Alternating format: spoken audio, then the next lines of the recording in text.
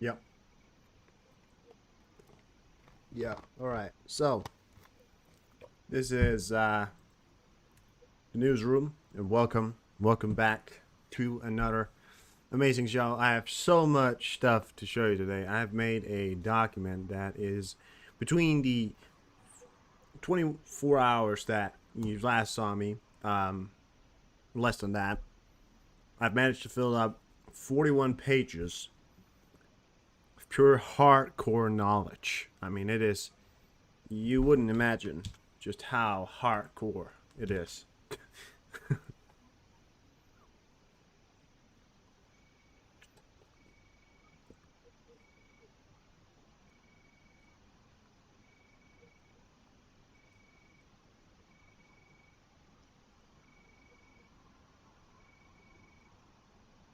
Wait for people to get in here. 86 fast as always.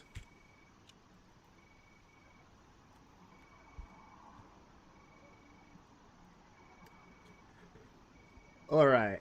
Well, I think we're gonna wait just a tiny bit here to crack as many people as we can, and then we're gonna get started on the news. Do you want to get the news out to everybody? We have a 41-page, just purely of hardcore news here. Oh,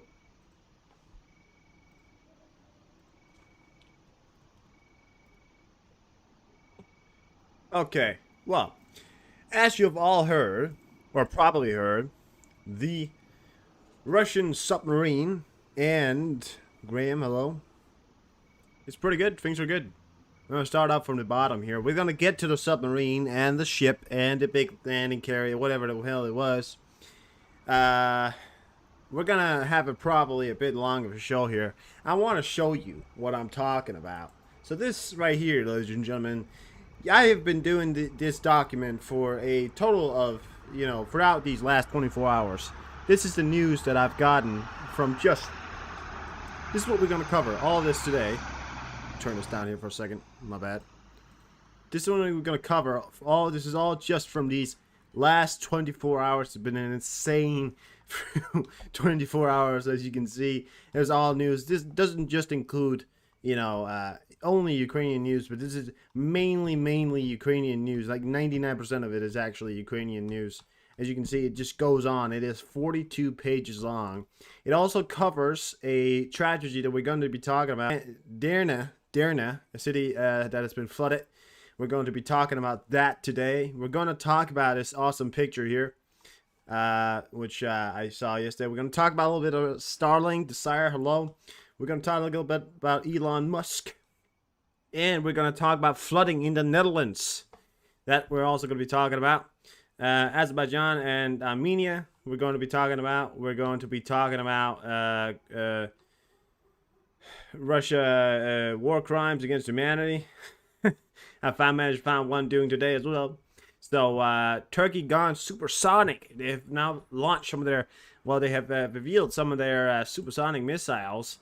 Belarus and Apple News. I'm going to show you a video. Now, Belarus, there obviously is probably a little bit more. This is what I managed to get out. So, yeah, we're going to start from the top here, guys. And we're going to start talking about an extreme amount of UAVs that has been coming out here from Russia into Ukraine and all that. But we're first going to talk about the economic forum in Eastern Russia, which is where the Vladimir Putin was yesterday.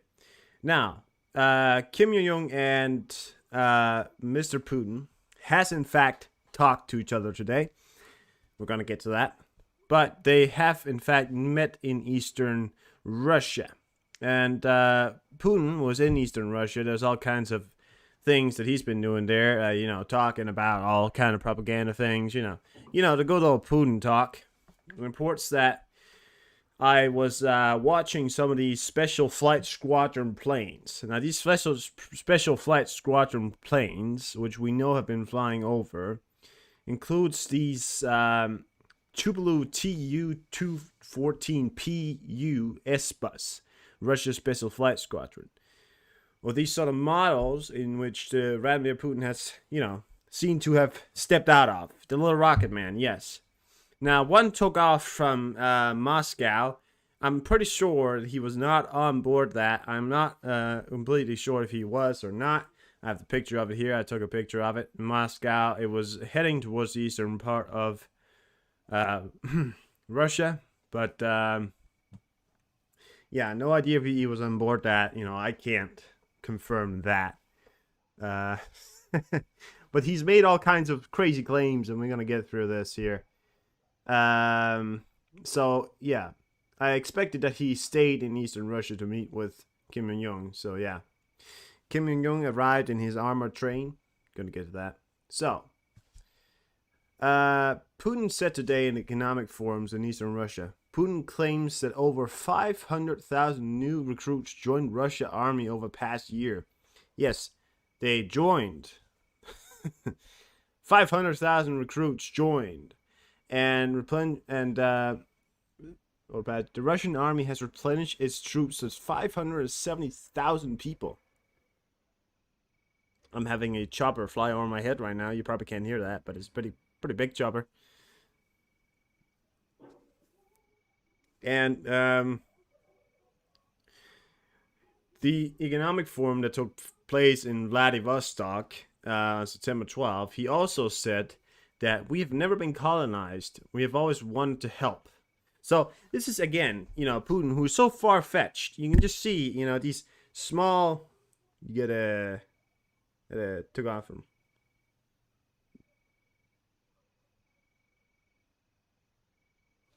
Well, I'm gonna get to all of that, all to the plane tracking there, Baltimore, Ball Gamer.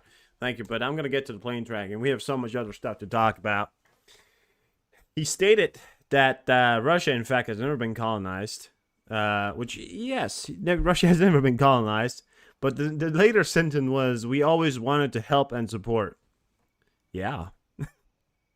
Yeah, they always wanted help and support. That's true. Yeah. It doesn't exactly explain what you're doing now, but, yeah, whatever, right?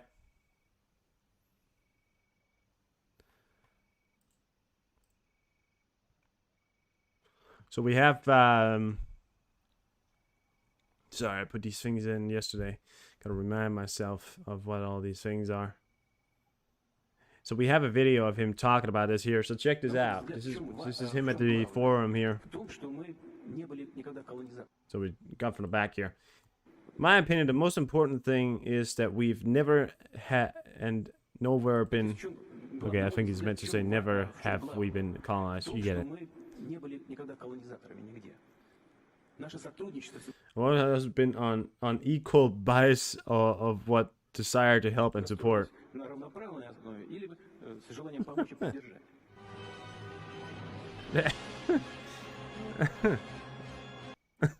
That's as shocked as I was as well when he stated that our deepest and darkest desires was to help and support everyone in every society all around the world. Despite that, Russia has also, shot out it's also exploded tons of grain that was going to impoverished countries to help supply them with food. So yeah, help.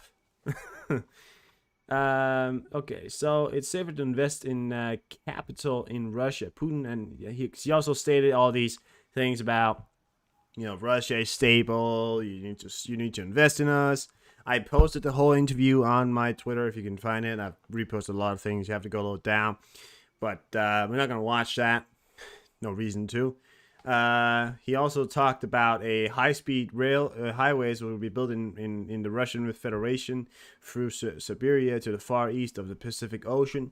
We need to make mortgages at 2% for employees of Far Eastern defense industry enterprise, regardless of age, she said. So this is Putin, doing all his stuff and all that. And then near what is a EH-10? I haven't heard of an EH-10. What's I see a lithium 76 MD took off from Kaliningrad. That's heading out towards the Baltic Sea right now. That's a Russian plane. Got a Russian plane in the Baltic Sea. Again, we also have Russian special flight squadrons up once more, and actually 2 of these Russian special flight squadron, but they're up all the time. We have Forte 10 and NATO 11. A lot of surveillance going on. All right, well, let's get down to the business of the UAV's attacks. Now, you have probably heard of a certain attack that happened today, which we're all celebrating, I think. An attack on a port in Sevastopol, Crimea. It's funny because I took a video yesterday, and well, we didn't know what happened, right? Explosion report in Sevastopol, Crimea, traffic on Crimea bridge closed. And at first I thought, great stuff, maybe this was the target on the bridge. And apparently, Ukraine is targeting Crimea, and they've been doing it all pretty much all night. I mean, this is a campaign that has been going on, all night. So listen to this explosion here. We got it yesterday. So an all-night long attack from Ukraine has took place in Crimea along Sevastopol, and it managed to not only sink a Russian submarine, the pride of the Russian army, that's still, it's the one of the things that we feared actually worked, but and a ship, but we'll get to that ship later as well. We'll get to it all. I have so much to get through, but here you go. You have the first video here. Now, this is an all-night campaign. Also was a Magma 10. The Magma 10 is a Q4 drone over Finland. I've never seen that. They increased surveillance. I'm not gonna lie to you guys. But check this out. That was a big ass explosion there, and I don't believe that was at the bridge there, but that was, some stated it may have been Storm Shadow. Some others stated it may have been HIMARS, but these are explosions that I found, and we reported on. It's funny because I just, kept looking, and it's further more and more and more and more and more, So further UAV attacks happened last night and again throughout the night. Groups of UAVs over Izmail district of Odessa region heading for Izmail and Reni. This is one of the concerns that happened here in Romania, as we're gonna get to that. So sorry, we're gonna get to it all. So much to talk about.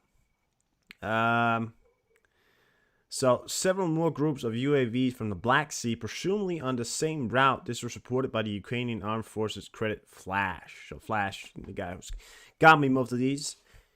In the temporarily occupied in Hordo at the Zaporizhia region, local resistance movement and the defense intelligence of Ukraine special forces hit the passport department. We'll get you this video here. And the Russian radio communication center, which was located on the technical floor of 14-story building. So this is on the long night campaign here, and I was just shocked about the amount of UAVs that came out here from Ukraine here. That local resistance moves obviously gave them the coordinates, I would imagine. That's why they're included in it. I need to speak slower. We got lots of time here. I'm sorry. I have to speak slower. All right, so check this out. So we have this is the video here. This is a drone here, as you can see. These are the blades to the side there, and that's where I believe they're. That's the passport department. Ocean, hello. Oh yeah, DV, how you doing? By the way, hello. Thank you for sending me a picture there. All right. Yeah, check that out. So they hit the building. Obviously, you're not gonna be able to see the building, but afterwards, because but this just means Ukraine is sending a message. There is nowhere you can hide anymore. We can hit you anywhere, and we are pretty much uncontested, which is insane. Seeing that these drones, they're just hitting, and there's no resistance. It appears to me that there's simply just no resistance at all whatsoever from any ground vehicles or air defense systems. They're just flying, So, on with the news here. Ukraine strikes Russian military base of drone operators. Ukraine force carried out a successful strike against base of Russian operators of Sala And Lancet drones, the military strategic communication director reported breaking. Yes, this is also some of the things that they've been taking out, strategic targets. And the good thing about Ukraine is that they're so strategic with everything they do, you know, and everything they use. They use strategically better, you know, and they just, you know, they're very smart when they're using it. So this was all the other ones here as well, which was one that we I think was actually the first images that I got in. So these were the early images of these attacks near the bay of this attacks here in Crimea. So check that out. So I have these first pictures here. The breaking fire reports in Sevastopol found report of Ukrainian attack. So these are, you know, these missiles coming in here. New homes for fish. Exactly. We're going to create some coral reefs, which is great, you know. So this was the first images that we got in here, and I have some second images here. Definitely looks like something was hit around the Bay Area in Sevastopol. Now, what do you think that is? Yes, you're correct. That probably was the goddamn submarine or ship or bay. I'm not sure. But these are the pictures that you can see right there. You know, just huge pot of smoke in the air there, and we have, you know, extreme. I mean, just so many images coming out. So let me get you the first image here of from Orange Technical. Explosion reported in the evening of the Russian-occupied Sevastopol, Crimea. Boom! Hear that? It's huge. I think there's more than one, by the way, as well. Here it comes. Oh! Oh! Oh! Oh! Yeah! That's gotta hurt. That's gotta hurt the Russian pride. It's like hammering them in the balls. It hurts a lot. Oof. Shockwaves are huge from that as well, because cars are now starting to rumble. Yeah. You know, this is what you get, Russia. This is what you get. Storm putting some shadow on the... Yeah. That is a big boom. There's several big booms. Again, this is just one of many, you know, videos that I've managed to find here. So let me get you.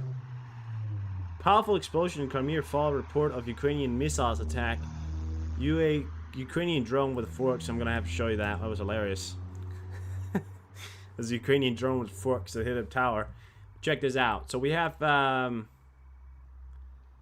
I think was this a video or an image? This is also a another angle for it, but the image itself is quite blurred out.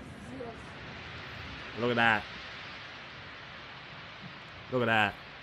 So this is the it said that it was hit, and then I believe that what we're seeing right there is the image that we saw from the big view that we saw before.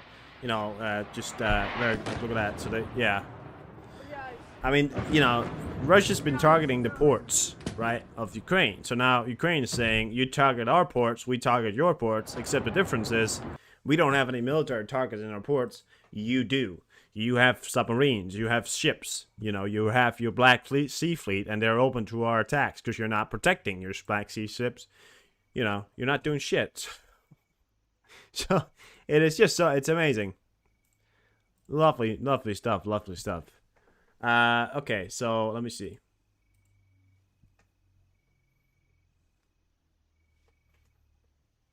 I have a video here of Ukrainian drone that was also posted from yesterday, which is a Ukrainian drone with forks on top of it. I don't know what this symbolizes. Oh, sorry. But check this out. So you're not gonna see any blood. Don't worry. You're not gonna be able to see that. So it comes in here, right? And boom. There you go.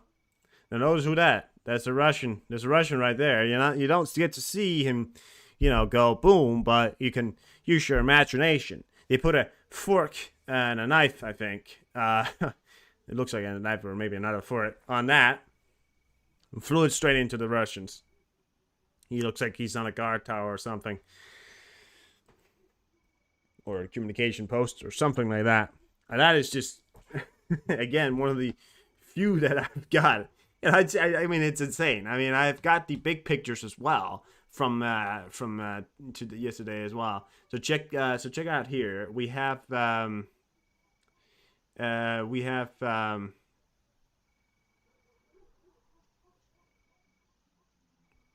additional footage from the Sevastopol attacks here. It's funny how everyone puts the same stupid song. Yeah, I hate that they do it because you can't show it, and you have to silence it out because if you can't, you can't show it because it's copyrighted. So yeah. So check this out. These are additional images. This is quite further away. These are additional images. Comes out for the same there. So check that out. So it appears that they may have shot down some target above ground. It appears that that the air defense has been working, just very lackluster air defense, So, you look up there, it looks like they managed to take out something. But look at the explosions there. I believe that big explosions were maybe the ship or the submarine actually blown up. It could have been fuel depots in the area or, stuff like that. It was damaged as hell. And we got the pictures of the before and after, and I'm going to get to that because we have the before and after picture, guys, of the submarine base in where it was just on fire as well. I have the first images here. Get ready, because this is going to be epic. Check this out. This is Sevastopol. I mean, this is, underneath here, the PR-75 Minsk landing ship, which was hit during the attack at the Sevastopol shipyard, suffered serious damage on the superstructure. The aftermath of heavy fire is also visible. Given the ship's age and level of damage, it is likely beyond economic repair. New picture shows that the Russian Rubik-class landing ship, the Kilo class Supreme, was completely destroyed. Take a look at this. This is Sevastopol in Crimea. This is Russian territory. This is Russian territory. This is how it looks after a night-long bombing by the Ukrainians. Take a look at it.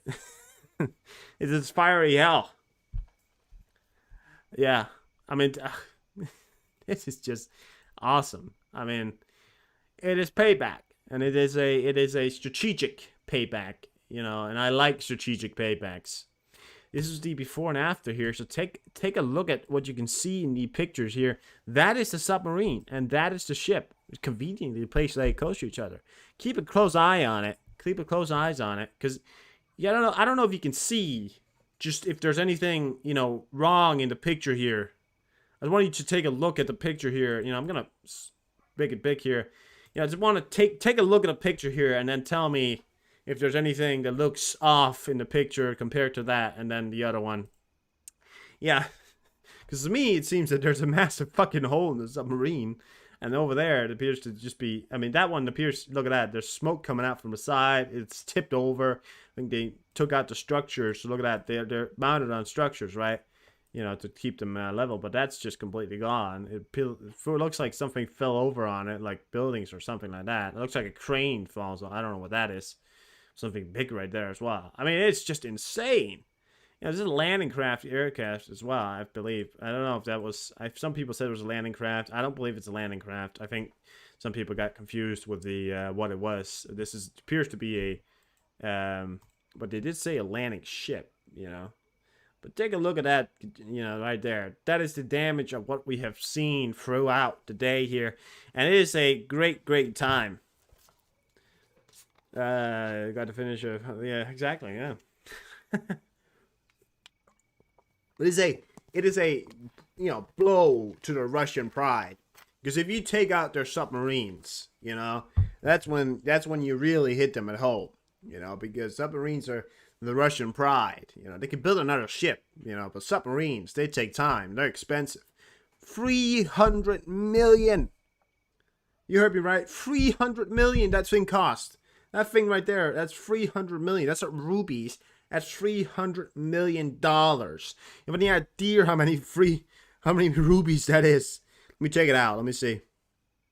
What we got? 300 million in $300 million.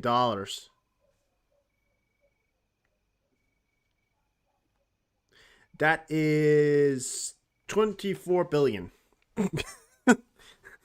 I'm not. No, that's Indian rubies. I'm not looking for Indian ruby. I'm not Indian. No, rubies. Isn't that their? Or is it the what's the Russian thing? What's the Russian currency? What's the Russian currency? Oh God, isn't it rubies or is my ruble? Ruble. It's ruble. That's right. My bad, guys. Ruble. That's right.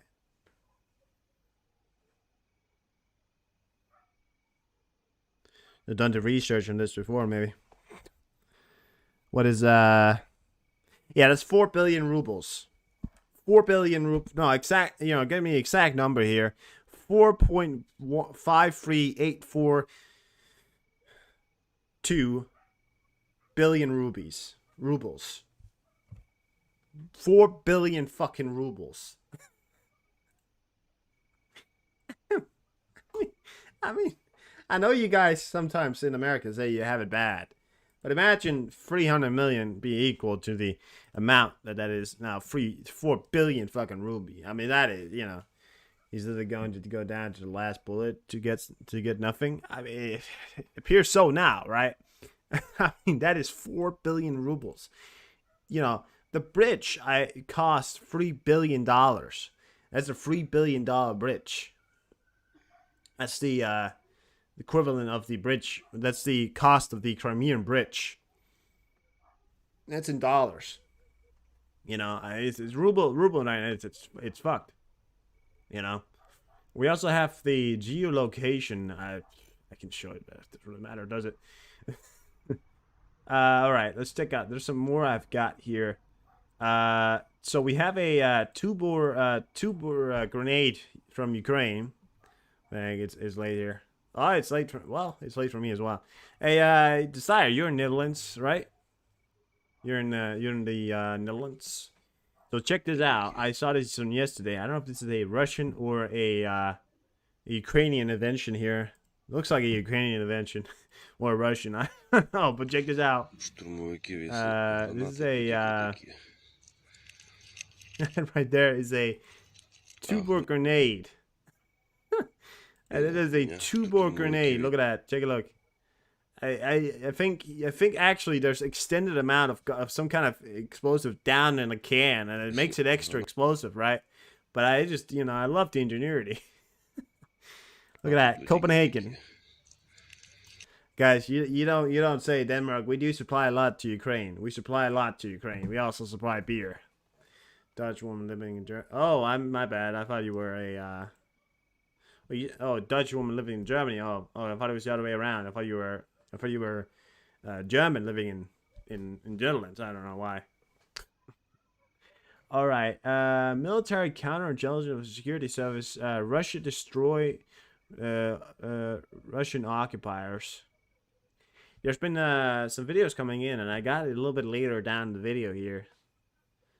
Yeah, Russia out. That's why. Yeah, exactly. That's why they bought it out.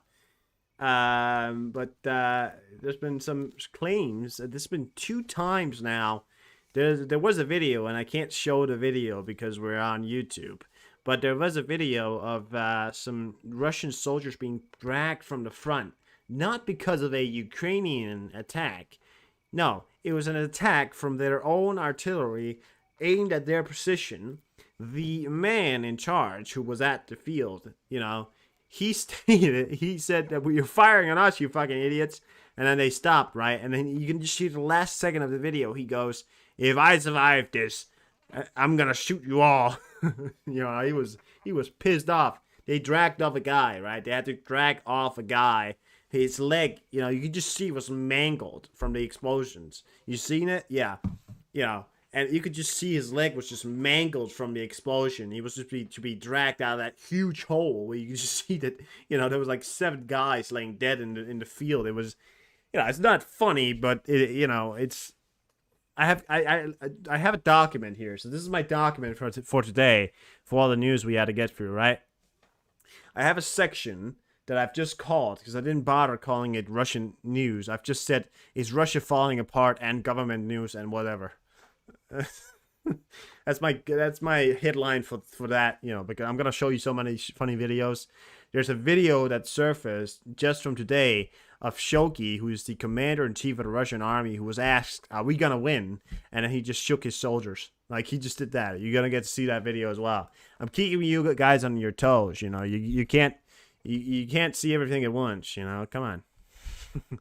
I also have one where I've stated I can't show this video on stream, or I can't show that one right there. Then, all right. So a Russian 2S90M2 Mazda SM2 152 millimeter self-propelled howitzer was destroyed with precision counter battery fire in the vicinity of the city of Donetsk. The 2S90M2 is a modernized version of the 2S90 with new automatic fire control, and we have you know, more videos of all kinds of things like this, and we have the latest update coming out from I think it was Kyiv Independent and some Frontlines News and all that stuff with the latest news of you know, the casualties and vehicles taken out from today.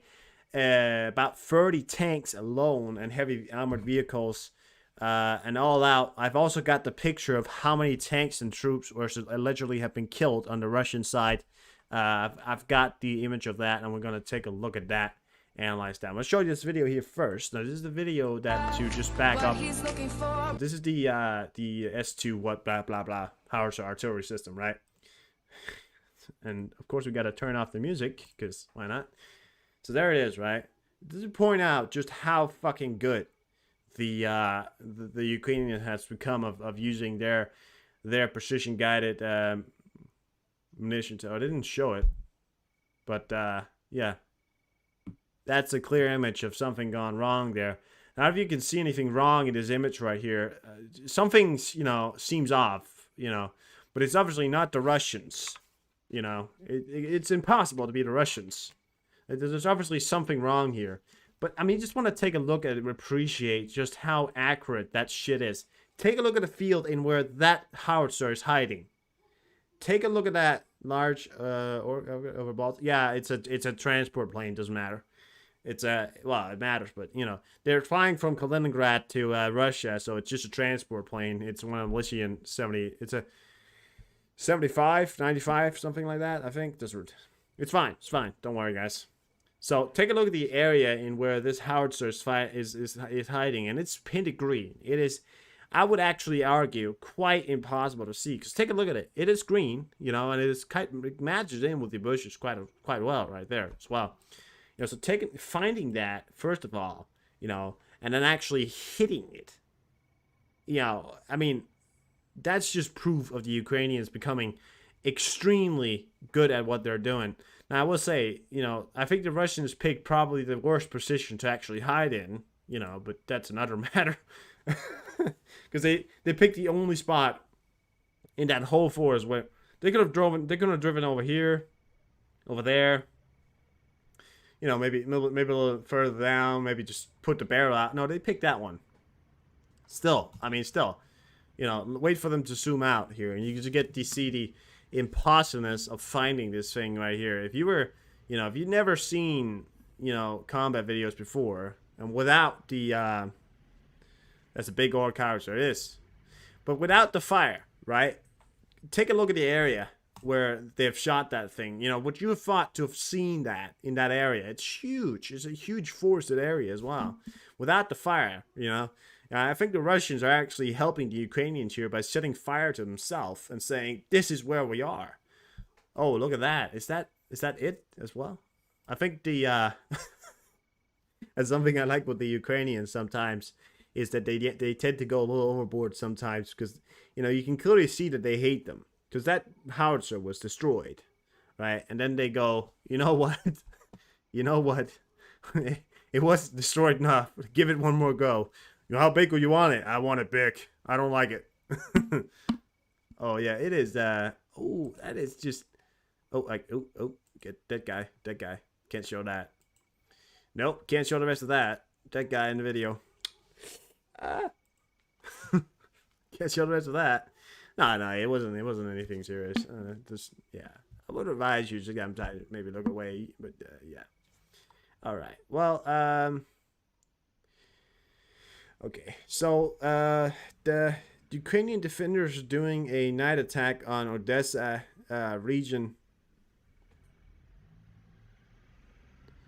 Oh, the work of the Ukrainian defenders doing a night attack on additional footage. Yeah, so we have that as well. We have so we have a statement here that came out. So I've shown that one additional footage from the burning. We have additional footage from Sevastopol as well. I want to show you that as well. He's just napping. Yeah, he was tired. He was tired. You know, he's tired. Oh, we have another video here, guys. So check this out. So this is also from Sevastopol and Crimea that we have seen here. Oh, look at that! Boom. I mean, you gotta love it. You gotta love it. You doing your power nats? Yeah. No, no. Look at that. Boom. That's some additional footage right there coming out. I feel like it was covered from all angles. I don't think I can show you anymore to publicize my opinion about this. I like it. So, the work of the Ukrainian defenders doing a night attack on Odessa region. The videos were published by the commander of the Armed Forces of Ukraine, Lieutenant General Mykolaiv Olashchny, especially want to note the combat work of mobile figure groups. Every day their marksmanship is growing. This allows the rational use of anti-aircraft. This is also one of the things Ukraine is becoming so good, at precision targeting. It is so many ways that they're becoming so good at precision targeting that, I feel like the less is the more we send to Ukraine, the more they're gonna have eventually, because they're so good at rationing nowadays, which is awesome to see, So this allows rationals for weapons, ammunition, accordance with the type of the air-to-air guns. So I have the video here, I think. Yeah, we have the video here. I gotta remember myself because I put all these things in yesterday, so it might have been a bit of a fast work here, but you got it. So this is a I can't. All right. So these are drones here. There's no dead guys in the videos. It's a drone.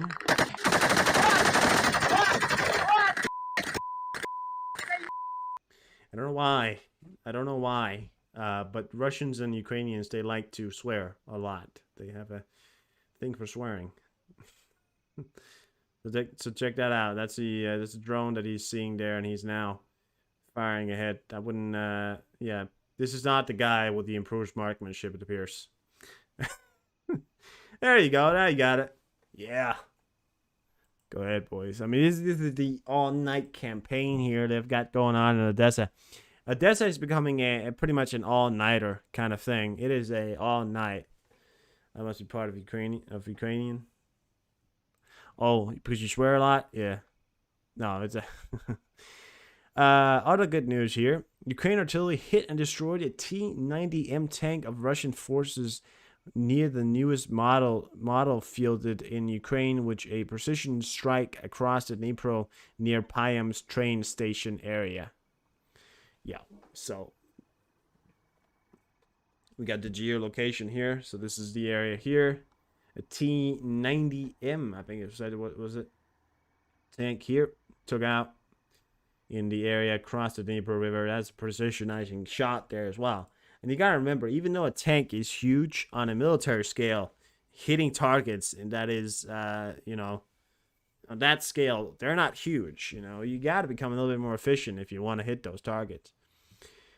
Okay, so one more night of Russian terror over Odessa, and summer Sumy Oblast as well, which is down the areas that we've seen. Defense shot down 32 out of 44 shaded drones. This video shows the aftermath of the strike on civilian ports and infrastructure in Odessa Oblast.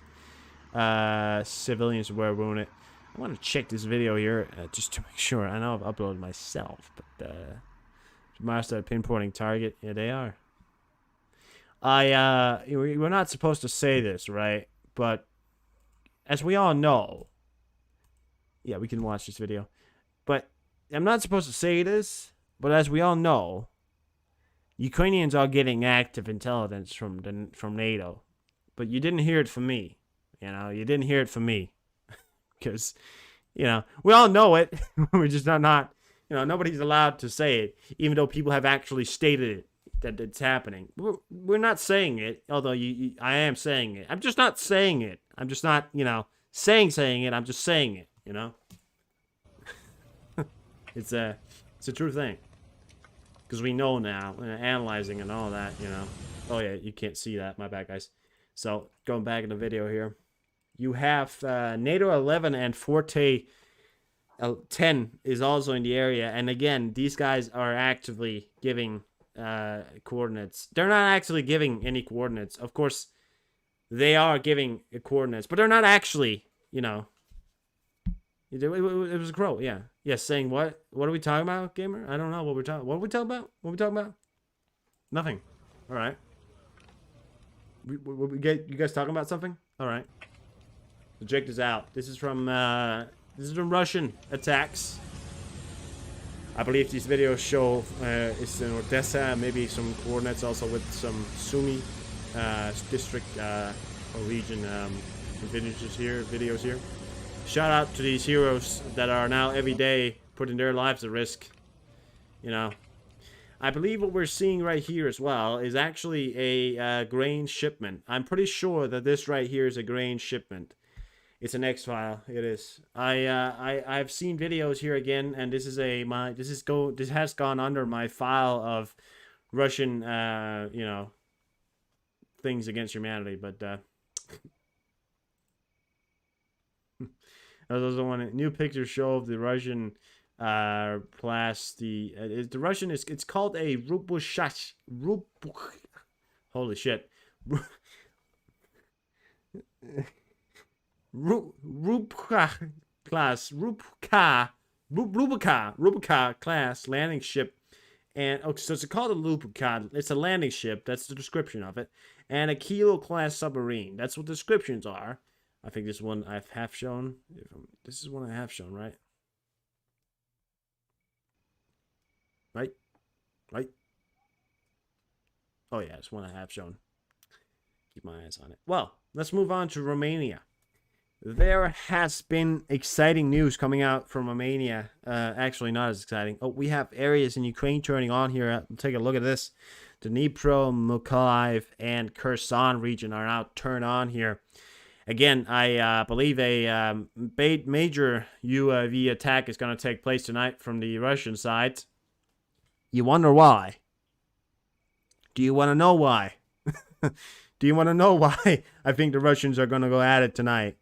Do you want to know why? Because I've got the answer for you, but put two and two together. You know, I can give you the answer, but I'm giving you guys a challenge here. Figure it out. Okay, so Romanian news so far. It's my title of it. Don't know why I read that, but it doesn't matter. Due to increased threat of attacks from Russia, you know, from the Ukrainian war, the drones hitting the fields, according to there was placed an area. There will be placed in an area of the village of there. So what they're talking about here is that there's bomb shelters. I believe this is what they are talking about. Drones hitting fields. Recording. Yeah, so there's going to be installed bomb shelters in the areas around where the in the the Romanian border with Ukraine, near the area of Islam and Reni, where there's gonna yeah, why do you think, would you? So you know, this is one of the things that we saw ahead here coming, that they've been talking about it, that they wanted to, you know, this is from the official statement here coming out from Romania here. I don't read Romanian. DV, you hear? This one right here was also the statement that came out from Flash. Because there has been increased attacks in the area, so they're going to have to put up bomb shelters to ensure the safety. Now, it's important to note that the Prime Minister, Marcel,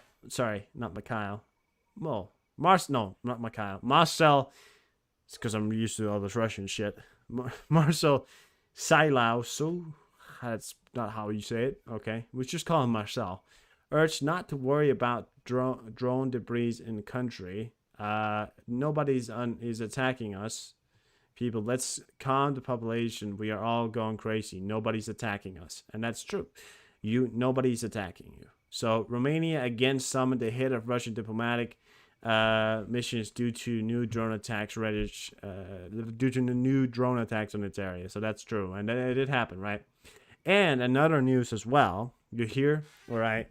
Have you gotten this message here, DV? I don't know, because you are living on the Ukrainian border, but you're living on the wrong side of it. Well, that's weird way to put it. But there was a message that came out. I don't want to verify this. Did you get something like this? Because this is something that came out. I'm not completely sure. But in Romania, residents of village bordering Ukraine received messages about danger during a night attack by Russian UAVs in southern Ukraine. So was it only in the southern Ukraine? Because I don't know if you got this. So people also asking if this was true. No, I don't. I'm not a Romanian. I don't read Romanian. Part of what I know is that the Sikh shelter or something like that.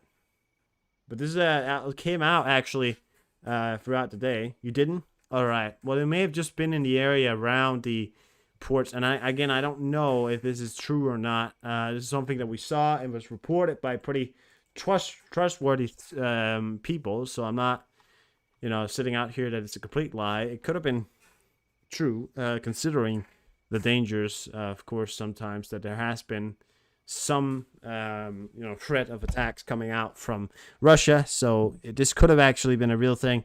Now we are keeping close eye on Romania because this is a real situation here. And if it escalates, we're talking about a very dangerous situation.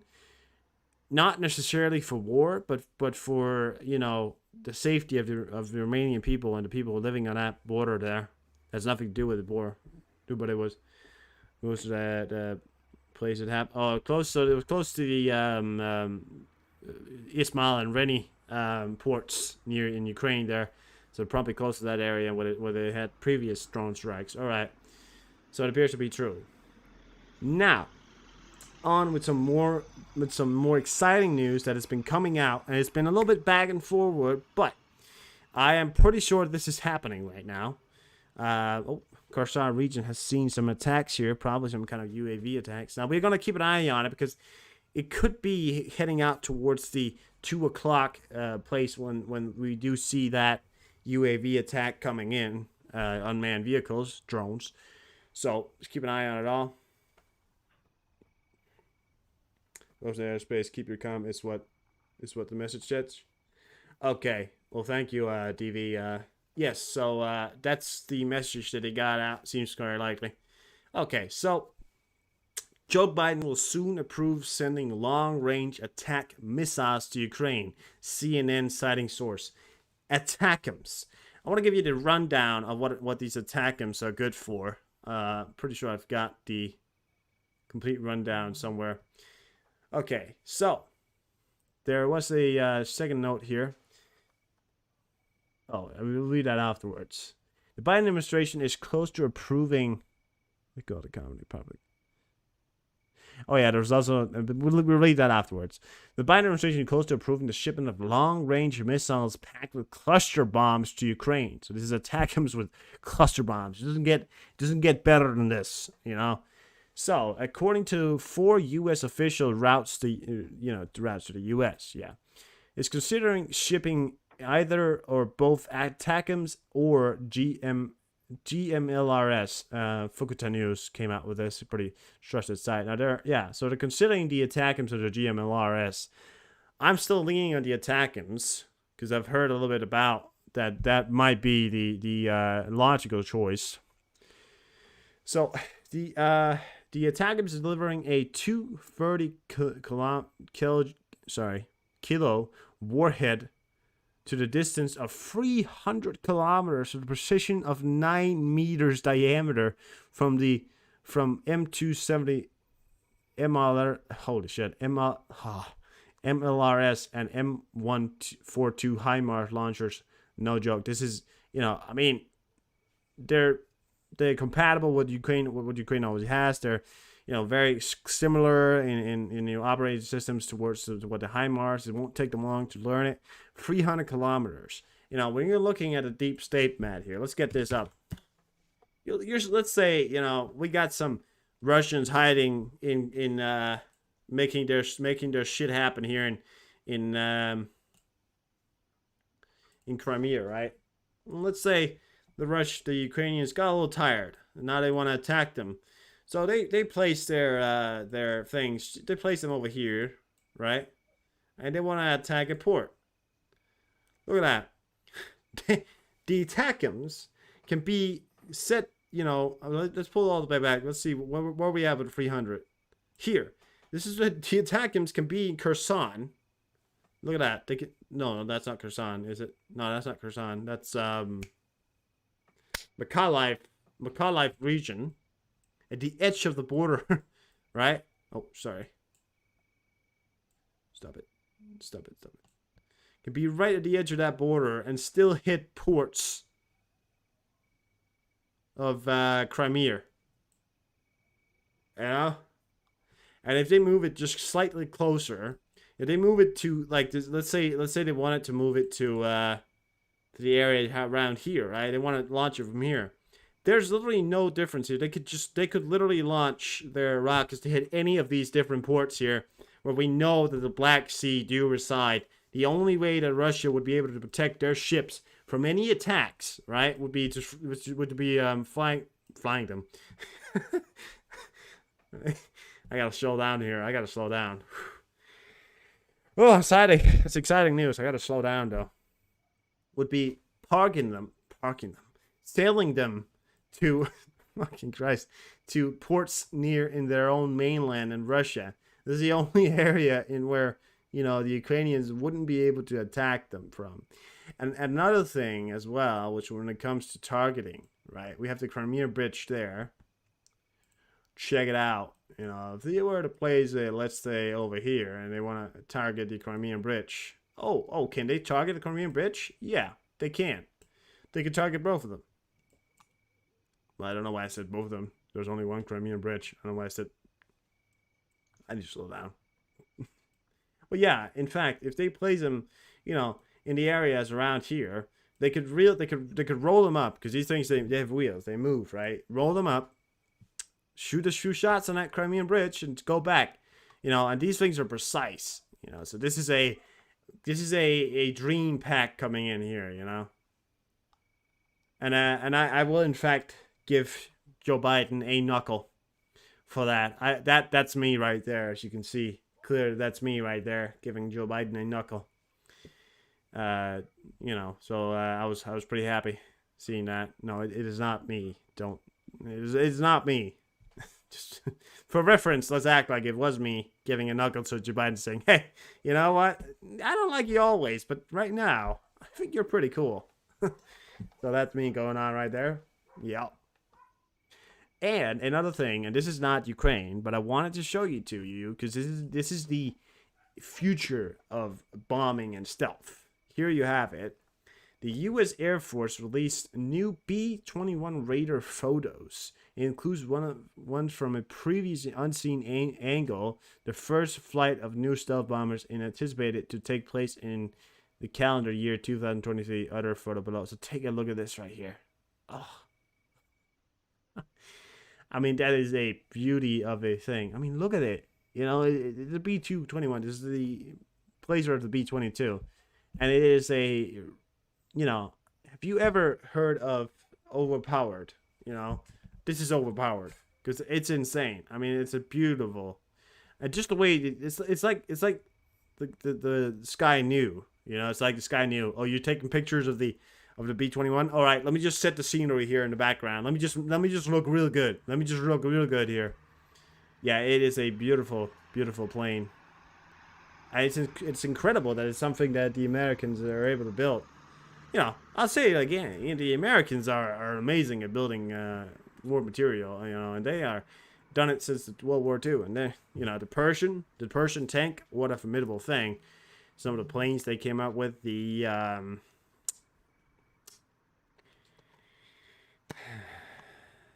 can't remember. I don't know. I only remember a few American memorabilia from World War II, and that was the tank, the Persian tank. Oh, beautiful, beautiful. All right, so the Ukrainian military intelligence claim. We get to my section called the Ukrainian military advantages. And this does mean that we are going to be heading over to Deep State just soon here. I'm going to get through this. I did tell you, Witchy, I got a lot of stuff. Okay, I got a lot of stuff. You want to know what page we're at right now? You know what page we're at? We're at page 10, and there's 42 pages. And we've been doing it for an hour now, so a lot more, guys. Well, that's what you can make when you live in a free country. America. America! No, but, yeah, I get what you're saying. Yeah. And listen, I get that I'm not going to cover everything. When we're done with this, we're going to hit on Twitter. We're going to see if we can find more stuff. If you guys find anything, tell me it. You know. Yeah. You're rocking it? I am. So, Ukrainian military intelligence claim returning control over 2 drilling platforms. And I showed you the video here 2 days ago where we saw videos of Ukrainian special forces on boats. That was the video. None of you guys saw it. But we saw a video of some Ukrainians on a boat shooting at a Russian jet that was flying, trying to take them out from above. And the Ukrainians used their 50 caliber guns on the front of a boat. They're just plowing at this fucking gun. And they actually managed to damage... You know, even on boats, I want to point out here that even on boats, you know, inflatable boats, the Ukrainians managed to take down a fucking Russian jet. I mean, I'm just saying, it's a MiG-30, you know, it's a MiG-31 or something like that. I want to say that if I was in a jet, I think I'd be able to, you know, do rundown and maybe take out some of those. They didn't kill that jet. It did nothing. It didn't take out one boat. Nothing. I mean, it's amazing. Yeah, well, thank you, Michael. All right, so, yeah. So we have the pictures of it. I took a picture of it so you can get to see. But intelligence claims returning control over 2 drilling platforms of the Black Sea occupied by Russia since 2015. This is not a new thing. Also claims seizing ammunition and navigator, damaging Su-30 jet during battle for platform. Yeah. So this right here was the image that I got from UAV Alive, and you can see this is in the middle of the ocean, you know, on speedboats. I'll get you the images. We'll get to it a bit later. And we'll get to what the Ukrainians have claimed here. Now, this is the, you know, Ukrainians, you can see, they don't have a navy. They don't have a navy. But they still managed to take out what was once thought to be an equal to the United States Navy. You get to spin that around in your head. A country with speedboats that doesn't have a navy just defeated a country with a navy that was once thought to be one of the strongest navies in the world. I mean, I'm just saying, like, I mean, it's speedboats, and you're in a fucking jet, and you can't do shit. You know, that's just to point out how fucking shit the Russians pilots are. It's amazing. Ukrainians are amazing too. I mean, they're resilient and they fight on. Another thing here, God, my voice. Over the months of August, Ukraine successfully claimed approximately 35 kilometers from Russian forces. That means that Russia has currently occupies a total of 17.49% of Ukraine. The first chart illustrates which its direction of coal has shifted each month of the war. Yeah, so this I had another. There was some images of that. I didn't include it because it didn't really make a lot of sense trying to prove it, but to just point out what my point of this is, Ukrainians, compared to just how much land the Russians has taken back throughout. Yeah, but we all, this is not just a one person thing here that we all got fooled by the Russians. We did all get fooled by the Russians. There's no doubt about it. We did get fooled by the Russians. The Russians fooled us. But now we know better, right? I certainly, because of course I had heard about, the Russian army and they're second best in the world and so. They're not Baba Yaga. They're just a boogie, on a wheel on your finger. I don't know. All right, so we have a video here, and I wanted to show you this video because this is the current development on the front line. And so I've been showing these images here, or of we have the deep state here, and this is the images that we're this is the area that we were keeping a close eye on throughout the. I haven't checked out, but I'll check it now. So as you can see, not a lot other than troop movements around here. What appears to me is that the Russians are trying to reform a sort of line that they're pushing in from the left and the right. This happened a few days ago, which I wasn't completely happy about when the Russians managed to take a land back like that right there. Yeah, I don't know. Still keep an eye on it. Battle of the Bulk too. Yeah. All right. Well, we have the images here, and I'll get this one image here. The past of Robottani.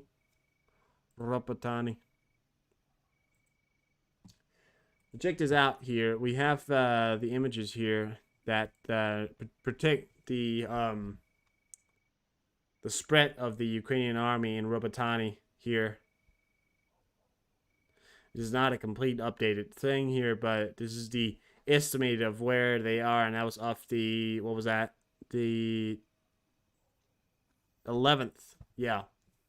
So this is the area that they've taken, throughout this campaign here. And it is a undertaking that, I mean, it's impressive because, the amount of defenses that the Russians has posted up in that area alone is insane. I've talked about it before. I mean, look at me. If I go onto this thing right here and I click on the defenses here, you might think to yourself, are the Ukrainians slow? No, but take a look at the defensive here. And this is these are not brigades. You gotta imagine just how many soldiers are around, this bulk right here. And it does mean that the Ukrainians are fighting on each side right now. And I fear that perhaps the Ukrainians are the biggest fear for me is if the Ukrainians start to, get into a standstill. Because the standstill would bring along, the Ukrainians having to waste a lot of materials and time trying to defend a line that is pretty much a 360. Well, it's not, 180 maybe or something like that. Why am I not trying to from both sides. You're getting pushed from both sides, and the Russians appear to maybe be doing some kind of push here from the left as well. It is not an amazing time, but the Ukrainians need to break through this line here. I think their hope of it is to break through the Russian line here so they can get across these front lines right here, push through that front line, and now fight the Russians on open fields, which is where the Ukrainians shine with their, modernized materials. So the areas that we've also been keeping an eye on is up here towards what's that? This Donetsk region, which is an area that's also been keeping an eye on. We are seeing troop movements a bit all over. This comes as you can also see that I think they've just called up some guys. Look at that. So there was a group over here that they've now called up to the front. It appears. Look at that. So that left, and they came out here. And there's been pushes in this area, actually, by Ukrainians, it appears.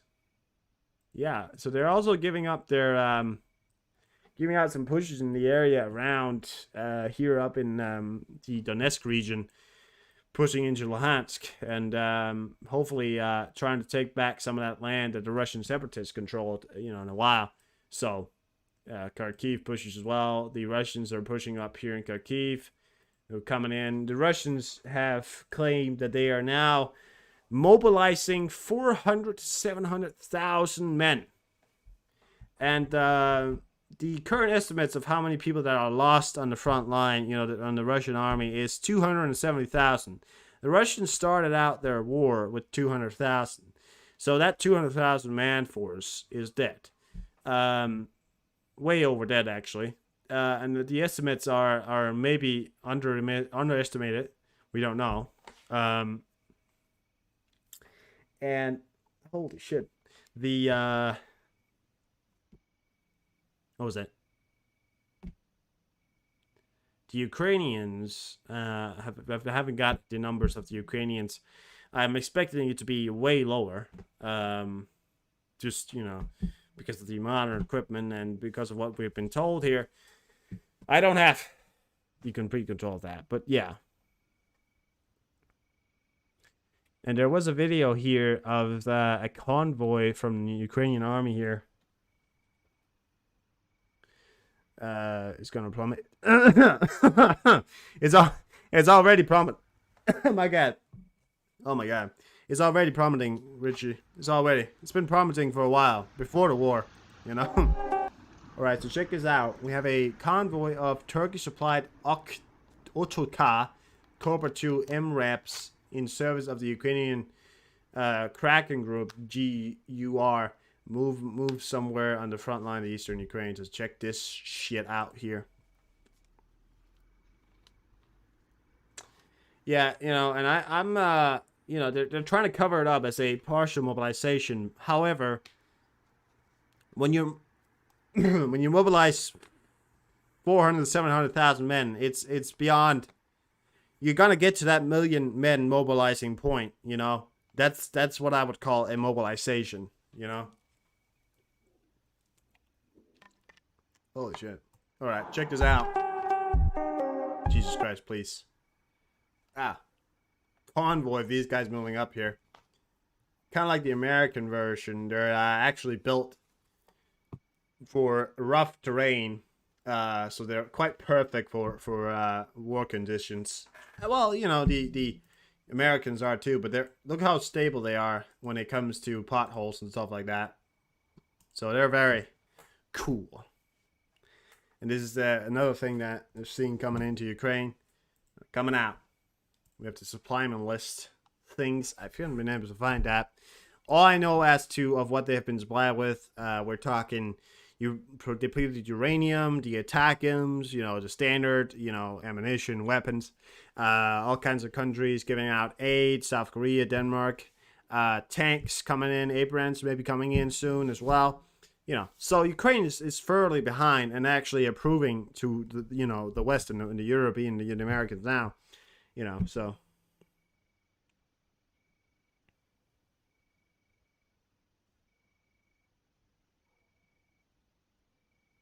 Yeah. I mean, the Putin would never state to his people, we're a dying breed. That's what the Russians, in many ways, is a dying breed. Because if you're not having more people coming in, you're becoming a dying breed. So yeah. So in terms of aid and support, I understand that the challenges in supplying Ukraine with artillery rounds and achieving air support even with F-16s. However, I'm puzzled with the difficulty in delivering crucial yet available M135, 113 and Humvees, especially which are not in service. Now these are stated from who was that? That was Rain Metal. There you go. So this is a video here that came out. Yeah. So we had a video here now. I'm going to show you guys this video here. This is from an aid center. I think it was 2022. I'm not sure when that came out, but it was. I'm going to get the description of it. But yeah, F-16 something we've been looking into a lot. Humvees, M113s, and the biggest issues that we are facing is the worldwide shortage of artillery shells.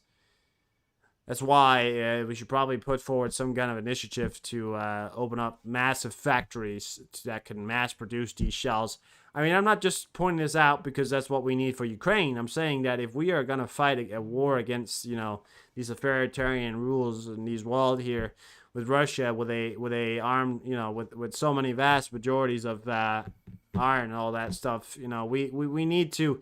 It's not that we can't outproduce, because we can easily outproduce. It's the facilities that we have nowadays are either old or just not up to standard to be able to produce so much, or that Ukraine needs that much, because they've stated that they need close to this 200,000 mark. The Ukrainians are using up to 60,000 a month, which 6,000 shells a month, because it's an all-day campaign, and the Russians used to fire off 20,000 shells per day, believe it or not. Now it's gotten down to the 6,000 mark. I believe the Ukrainians are at the 2,000 a day mark. So they're much more conservative. And the way that, it's funny that the Ukrainians are so much more conservative with their shells. Despite that, they're still winning, So it's, despite the Russians palming them, a second, because before, in the start of war, when we seeing like this 20,000, shells a day, all along the front line has now been shelled down to this 6,000 a day, which is still a lot, but significant. It used to be the number used to be, 1 to 20. Now it's like, it's a 2 to 6, right? Or, yeah, you get it. So, I have a video here I want to show you guys. So, Rheinmetall has supplied Ukraine with a mobile field hospital just 1 year ago in September 22. The German Minister of Defense awarded Group Sustainable Rheinmetall Mobile System GmbH the contract, a hospital, and relatable training support. This is a older video. I'm not sure why it resurfaced, but I want to show it anyways. I think it may have... not sure. But, this is to point out the amount of support that's coming in here to Ukraine. Now, this is to show a video that was a bit... I don't know if this is a newer video or earlier video, but what we know of is that this is what is coming into Ukrainians. This is what they're being delivered. So I want to show you this just so you get a general feel of what the standard of equipment that's coming in will do for Ukraine. But this is all modern as well. It's insanely, efficient.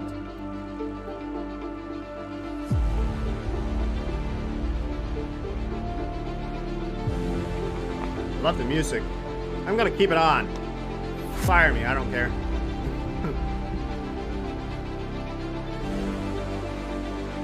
I mean, this looks as well as this is one facility that is a mobile, one big fucking massive, modern, extremely, efficient facility that's coming out here from Rheinmetall. It is such an amazing thing to see here. And look at that X-ray machine. I mean, have you seen that on the front line? You're not gonna get that in Russia. You're not gonna get that in Russia. Look at that. It's a field hospital. It's a field hospital. It's insane. It's insane. Just think about it. That's the level of standard that Ukrainians are going to get. Shout out to Rheinmetall, really. And shout out to these guys. That's the level of standard that the Ukrainians are going to be getting. That means that they're going to be getting some next level standard care when it comes to, their soldiers. And that's, in my mind, such an amazing feat to just show that that's what, we have gotten. And that's how far we've gotten. So, yeah. Roboton Axis 113 UST 12 September. Ukrainian forces break through up to 10 Russian assaults south of Robotany. Reports indicates Russian 1430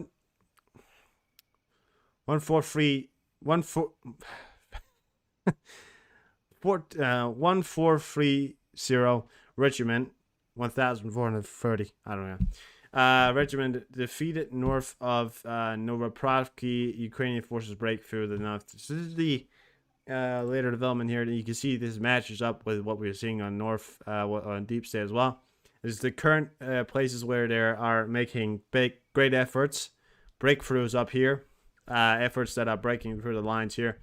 So don't point me wrong here. The Russians are being beaten to a fucking immaculate, and the Ukrainians are beating them at every point, Russian airstrikes. So, but these areas right here as well is where we've seen most of the action throughout. This is a highly contested area as well. advances to the east of Novoprakia. This is where they're approaching Novo, the city village, or so reported to have crossed through what's that? A Russian minefield. Yeah, so they seen the videos of it before. That's an old video. I may find it again here for you, but we have it in these old videos here, just showing the density of the Russian minefields. They're so dense, you know, and they're packed into these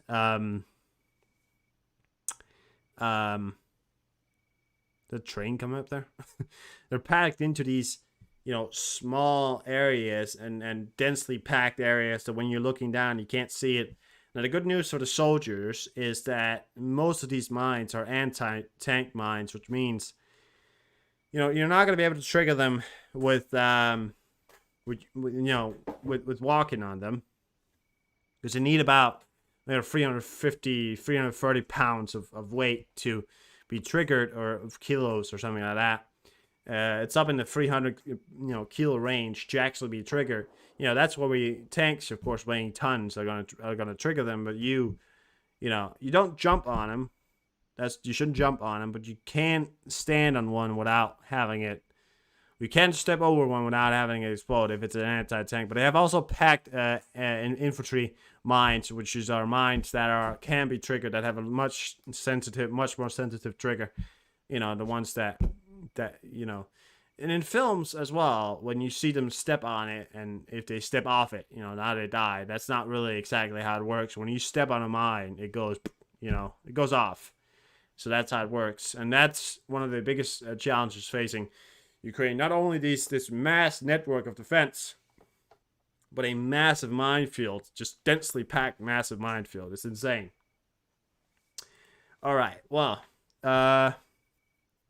soldiers from this 47th Mechanized Brigade described their experience with Leopard 2A6 tanks. The brigade pushes through the Russian troops' first line of defense to Eurobaton. This is a video here I thought it was pretty interesting, because this is the Ukrainians working with the German Leopard tanks. Maybe in Polish as well. Polish or German. They're made in Germany, of course.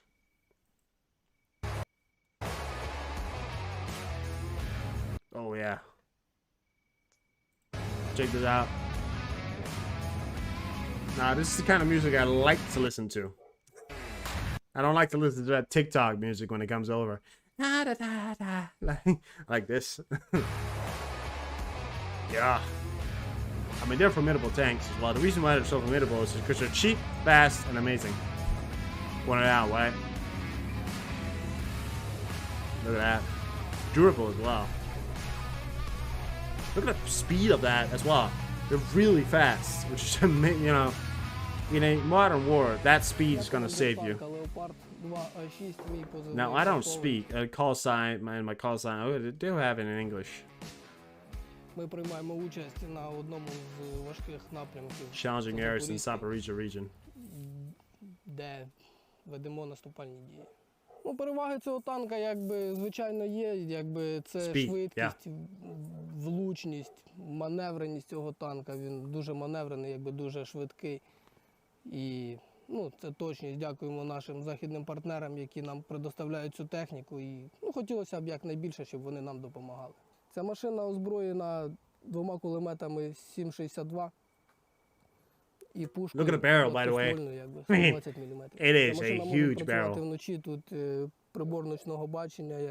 This is night vision. You can operate at night. That's one thing you don't get in a Russian tank. They don't operate at night. Russian tanks can't do shit at night. This can. That's why they're winning it. That's a 100% success rate. Only one of these has been shot. Only one of them has been lost. Я кажу, я би попробував, але, ну, в мене немає, я навіть не бачив їх одразу.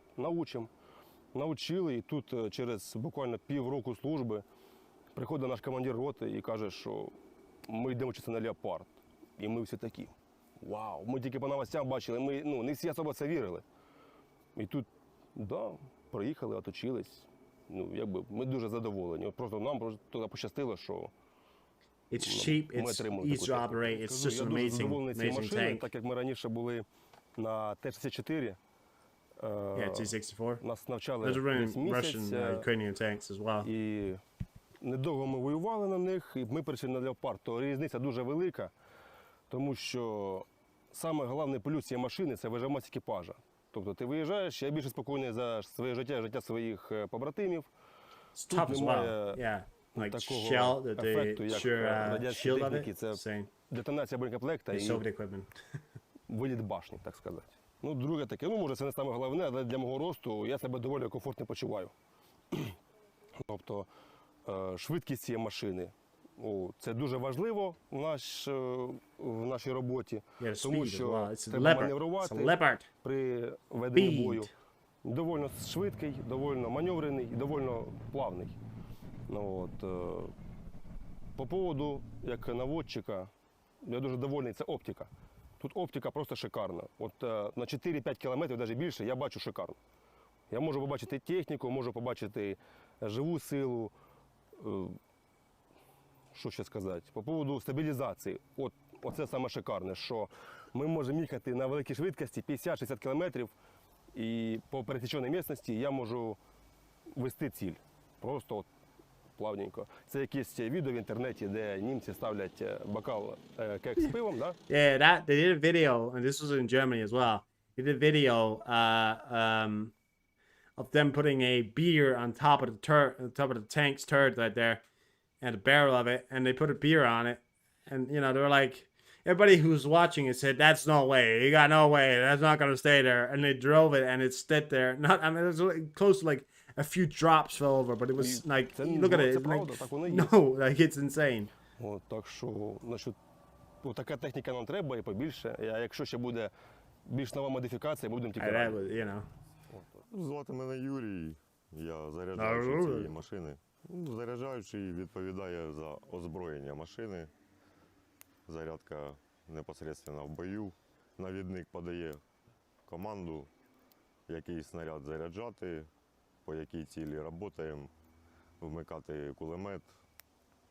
Мені сподобалось, як зі сторони наших західних партнерів офіцерський состав, як доносилась до нас сама програма ця навчання, як офіцери з нами поводилися, розуміючи, що це для Patrick, нас hello? як Жигулі. Remember, we rhymed a bit Тесла. there, Patrick. I mean, you could rewind after the stream, but Ну, missed a bit. багато було у них думок, що ми не зможемо опанувати цю техніку. Ну, вони були дуже шоковані, коли самі сказали, що, що ви молодці. Вони не надіяли, що ми її опануємо в такий короткий час. В основному ми працюємо вночі на світанку, бо сама ефективна робота цього танку – це преимущество, як у кішки. Чому його назвали леопард, що він швидкий і це ночний звір. Складно те, що ми наступаємо. Це складно. Складна робота дуже у піхоти. Це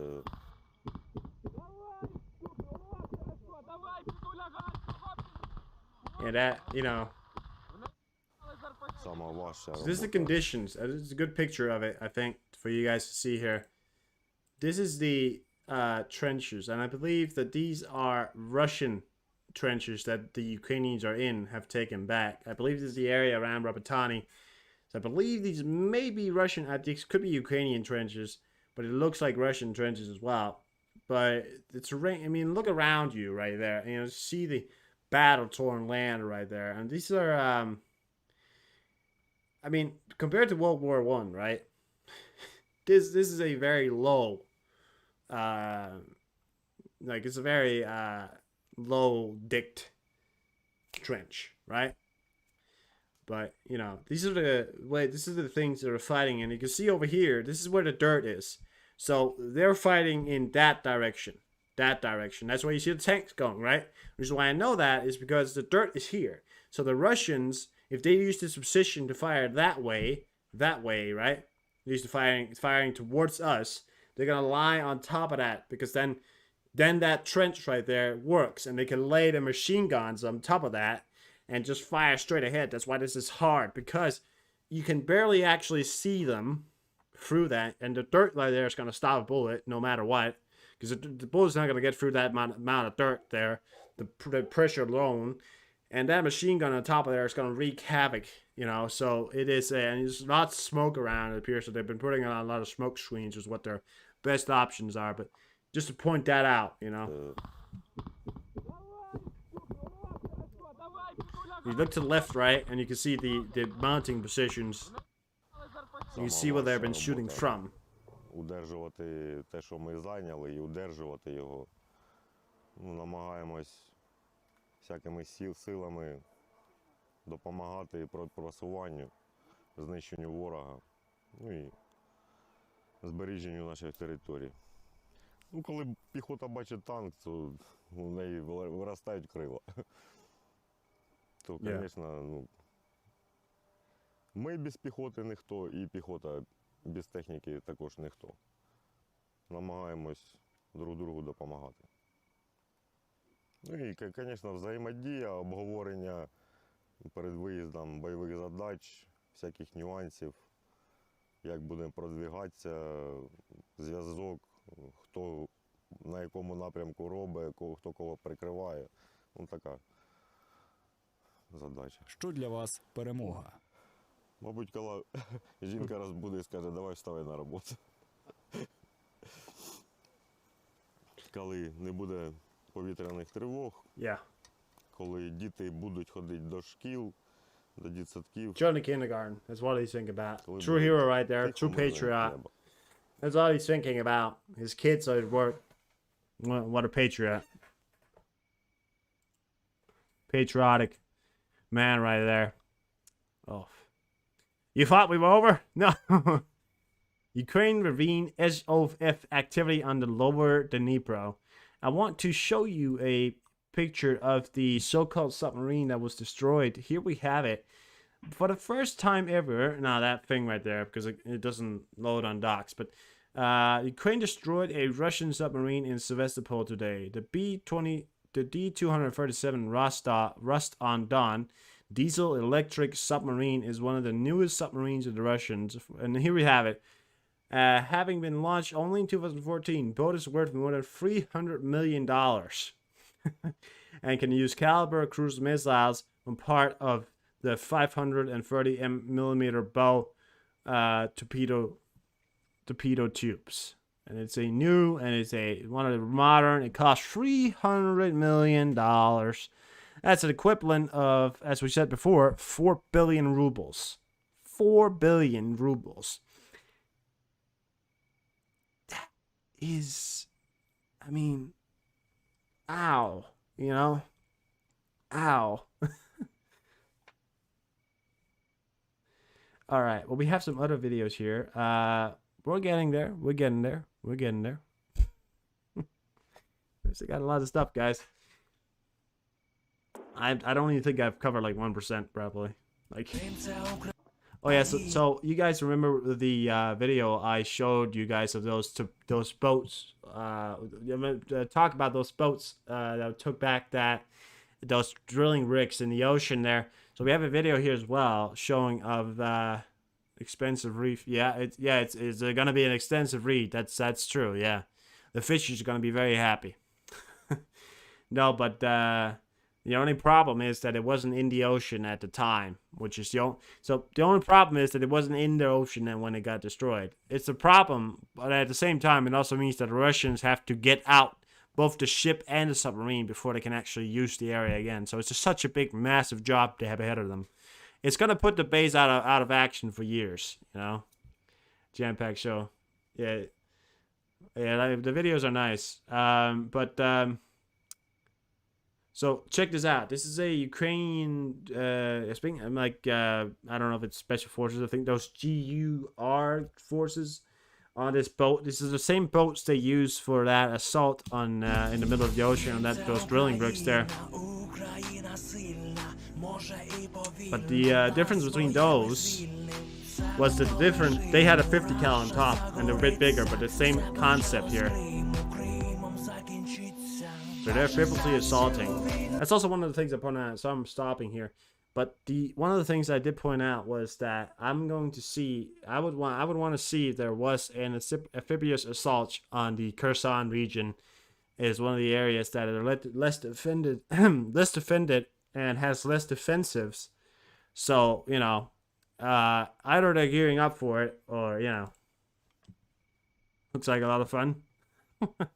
Yeah, I think it's really fun. It's like the sky today. I'm looking at the sky as well. I mean, that's beautiful right there. It's just completely red. Oh, sorry. Stop music. Maybe it's copyright. I don't know. I can't know to show it. But yeah, that's pretty insane as well. So I think there's it's two different videos, because one of them, so check that out. It looks like either they're exercising or they're getting ready to landfall, because I'm seeing more and more of these videos on them on boats, which suggests to me that there's some kind of amphibious assault. I'm not gonna say it because things, but more exercises on boats. They're getting better and better. They're mounting 50 cals. Now they have boats without 50 cals, which are just landing crafts. I'm just saying. They've put special forces on Crimean ground with boats, so put two together. I'm not saying anything, but spectacular work from the 30th Mechanized Brigade against occupiers. So we have another video here coming in. So there's another Ukrainian regiment from Max, the man who is also a great guy here. We have a bunch of these videos here coming in. This is a pretty insane video I wanted you guys to see. So this guy's insane. This guy's great. Check him out on Twitter. So check out over here. Boom! Look at that shockwave as well. What was that? No, that's from Donetsk. That was from the live cam. And we had a shot there from the live cam in Donetsk, it appears. There's no sound on this, but look at that explosion there. Oh, to replay that. Oh, that's just, wow, that was a huge explosion. Are they in the water? Is that? Oh, yeah, look at that. Wow. Oh, there you go again. I don't know what this is. Is it drones or is it no, it's not Heim. Maybe drones actually, or something like that. Could be. No, it's not. Oh, I think we got a Leopard 2 coming in there. Is that a Leopard 2? Is that a T90? Need to look at that. Oh, areas in Ukraine are now turning on here. This is some of the news we're going to bring out here. Now, I did say that, unfortunately, I think there's going to be a retaliation with from Putin or Russia today. It's only you have to, when you start studying what the Russians like to do, this is what they like to do. They like to retaliate. So yeah. There's also another. We got air raids turning on in the background. I'm turning up a bit here. A Russian Stealth 10 short-range air defense system was destroyed by the Ukrainian 44th Artillery Brigade using hate-free frag and depict projectiles. Depict projectiles in Zaporizhia Oblast. We have another video for you. Just told you I've scoured the internet. There's no videos that can hide from me. Although I know I'm not gonna get you the most videos here. It's just to give you this video is right here, by the way. I want to point out these videos are only to give you the idea of what the Ukraine war looks like, and give you a sense of what an everyday situation of the Ukrainian-Russian war is. There's no way to give you the full video on anything really. All right. Well, let's see see if Twitter wants to be active here today. See if Twitter wants to help us out. Oh, there we go, Twitter. You good now? There you are. It's the air defense system there, I think.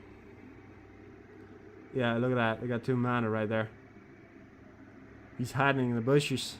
I'm getting away from you guys. You can't see me. We also have more videos of Ukraine, I think, so you can see this again. These are cluster munitions here. Ukraine has been quite proficient using these munitions. Check that out. We got more munitions coming in there. And there's gonna be, I think, a bigger explosion eventually. Oh, they spotted it. It's there. Look at that.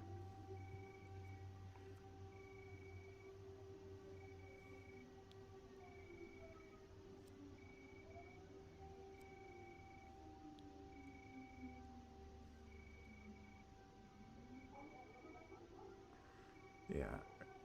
The artillery system coming in. You gotta remember, these guys are, cluster munitions can be mounted on the artillery systems. I think these are bigger shells. Oh, did they hit it? I think he knows his time is up.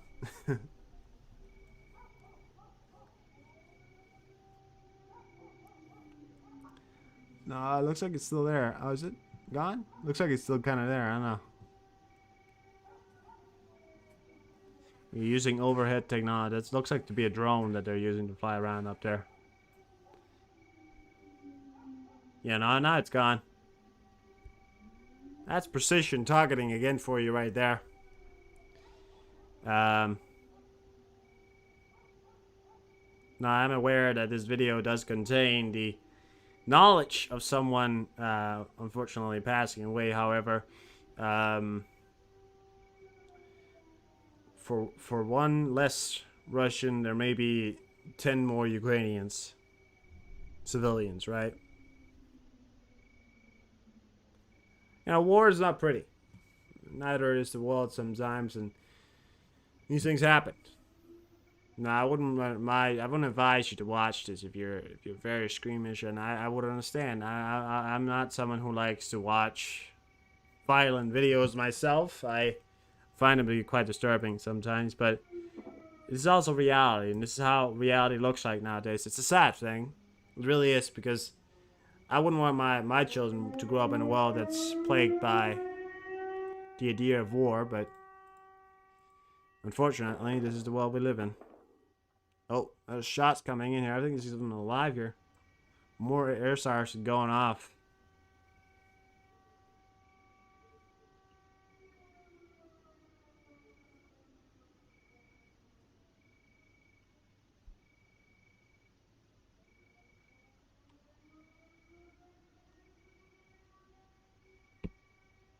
All right. Well, we have the estimated updates, and these are from Kyiv Independent. They may have updated it, but these are a bit old. But the indicated the indicative estimates of Russian combat losses of September 13, according to the Armed Forces of Ukraine. Russia losses of 13 September: 490 troops, 14 extra APVs, 31 extra vehicles, 16 tanks, 30 artillery systems, 5 UAVs, 2 MLRS, 0 planes, 2 anti-aircraft war, 3 doesn't show up. No, it does not. Well, it's funny how he's saying no, but I guess that was from yesterday. I don't know why. Special equipment, 2 anti-aircraft warfare systems, and 19 boats. So these are also the estimates of the total casualties.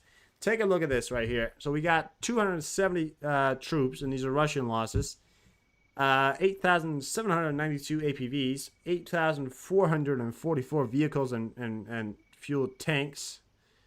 4,584 tanks, 5,902 artillery systems, 4,650 UAVs, drones, 760 MLRS, 315 planes, 360 helicopters, 1,455, holy shit, cruise missiles, 517 anti-aircraft warfare, and 884 special equipment, and 19 boats.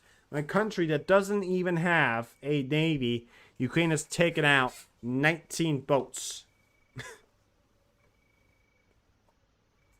All right, well, that's it for me when it comes to the Ukrainian advantages. Now we have some other news. These are the Ukrainian government's news. Hungary will not extradite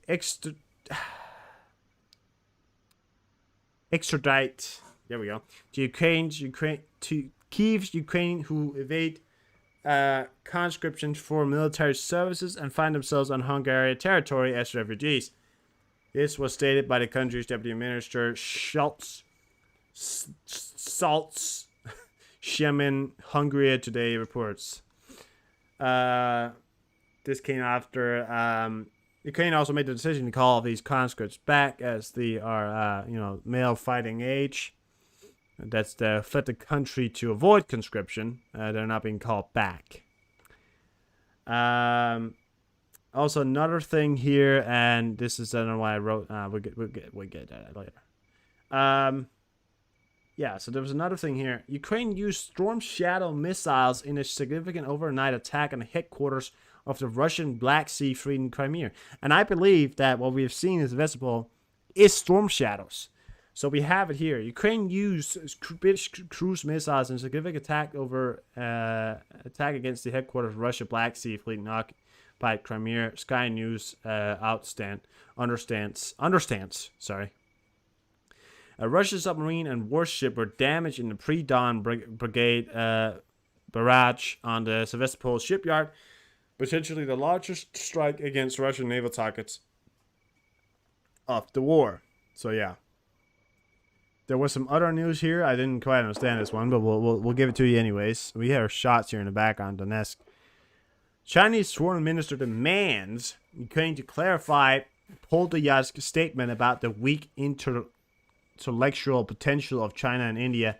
The advisor to the head of the office of President of Ukraine said that India and China have a weak intellectual potential and do not analyze the consequences of their actions. Perhaps not the time to make more enemies. However, China is already your enemy. I don't know why he would point out India, but all right. Let's see how India is very much... Why would he do that? This seems like a statement to point out India. China is one thing, but to point out India, it doesn't really feel like... Why would you... Yeah, I don't know. Alright, well, let's get the news for weapons for Ukraine. I have a little bit here. We have some special videos. I want to show you a special video here. But Denmark has allocated a new 830 million aid package to Ukraine. The package will include tanks, IFVs, tanks, ammunition, and anti-aircraft guns. This is the 12th and largest military aid package that Denmark has sent to Ukraine. 12. I have one statement here. So this a statement here. Denmark sends the largest economic donation to Ukraine since the invasion. The new donation pack of 5.8 million crowns, which is not dollars. So it's maybe 100 million, I don't know. Somewhere in the 100 million mark of dollars, or close to maybe $1 billion. I'm not sure. The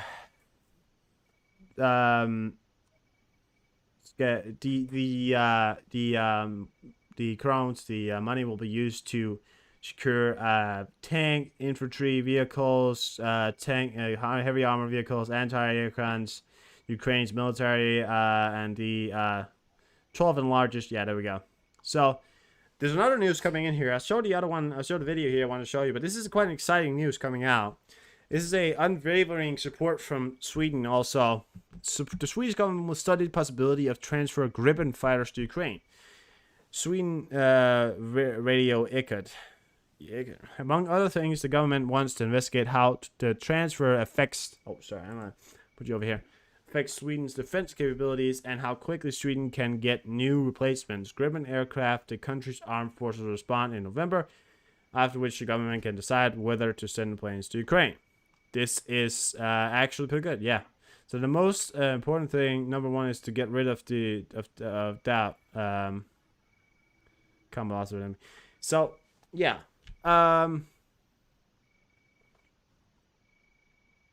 That was some pretty exciting news coming out there because the Gripens, which is Swedish made, because Sweden is has not bought the F-16. They've made their own. They're formidable, fighter jets, and that just means that not only will Ukraine exceed these F-16s, but they will also receive Gripens, which are fast and durable fighter jets. Really an amazing fighter jet as well. So, Ukraine is set for life, it appears to me, and they're being shaping up to a force not to be reckoned with. We have a video here. It's 2 minutes long. This is to show you how the Ukrainians... An Iranian-made Shahed drone launched by Pause. Russian forces heads Pause. towards a Ukrainian Fucking air pause. defense I fucking clicked 12 times. Thank you very much. Thank you. There we go. Pause. God damn it. Oh, god damn it. There we go. Now we got it. All right, here you go. So, this is to show you that Ukraine is using decoys, right? Decoy anti-air guns systems to fool the Russians. I want you to watch the video and watch when the Russians think they shoot something down. It's pretty hilarious. An Iranian-made Shahed drone launched by Russian forces heads towards a Ukrainian air defense system. Check it out. Check it out. A miss quickly celebrated by Ukrainian soldiers. What the Russians missed was this: a fake air defense system. Yeah, look at that. So look at the side. You couldn't see it from the front, right? Because the front, it looks like a real thing. But from the back, check it out. Look at it. It's an old, I think, probably some kind of old Soviet, it's the thing, but it's made out of foam, right? They did the same thing in World War II, by the way. They had a special regiment in World War II that put up decoys just like it to fool the Germans into thinking that the Allies were amassing forces somewhere else, when in fact they're amassing forces somewhere else, which was actually pretty clever. So the Ukrainians are tricking the Russians into using their precious ammunitions, what they have so little of. And there was, sorry, I said the Russians, but the Ukrainians, I mean, look at their reactions when this happens. It's hilarious, because they're just like, yeah, which is great. An entire arsenal of decoys that has popped up around the country. Fake weapons that are as cheap to make as they are useful to deploy. But look at them. They look so real. An American towed howitzer costs anywhere between $2 to $4 million. I don't know why the sound is like this. I do apologize for that. To make. It's essentially made up of drain pipes. But the point is, each time one of these is hit, it is a real one that is spared, and it's cost the Russians time, energy, and money to hit it. The challenge for this steelworks company that had nothing to do with arms making at all, updating their designs to keep up with the ever more sophisticated weapons arriving in Ukraine. Despite them, the fighting along the Eastern Front has been tough, Ukrainian officials acknowledge. The forest just outside are you showing that on YouTube? the eastern town of Kremina has been a battleground for much of the war. Yes. But the counteroffensive Well, if they're showing it on made YouTube, we can its show it daily too. battles that much more intense. Yuri Mikulyak, a special forces commander, has just returned from there with his men. That Нам guy's нужны big. боеприпасы. И без вот этих всех высокоточных ракет, Big боеприпасов, Ukrainian man. артиллерии, дальнобойных боеприпасов. Без этого всего мы не можем Is that a воевать howitzer? эффективно. Oh, that's a howitzer Behind band on that Mikulyak, one one. of the Russian tanks his unit took in Irpin early in the war. He says the lack of ammunition has been chronic in this war. Ukraine, he explains, has had to use creativity as it holds the lines. Мы пытаемся какую-то применять военную хитрость, как-то свой боевой опыт совмещать с военной хитростью, дурить противника, изобретать какие-то новые ловушки там. A part of that effort is happening far from the front lines, in factories like this one, perfecting the art of the fake weapon. The measure of each decoy's success, how quickly it gets destroyed once in the field. Melissa Belsienen in central Ukraine.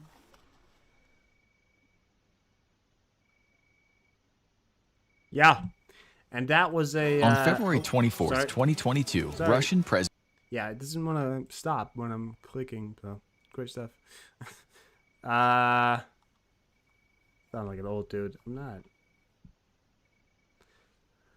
Okay. I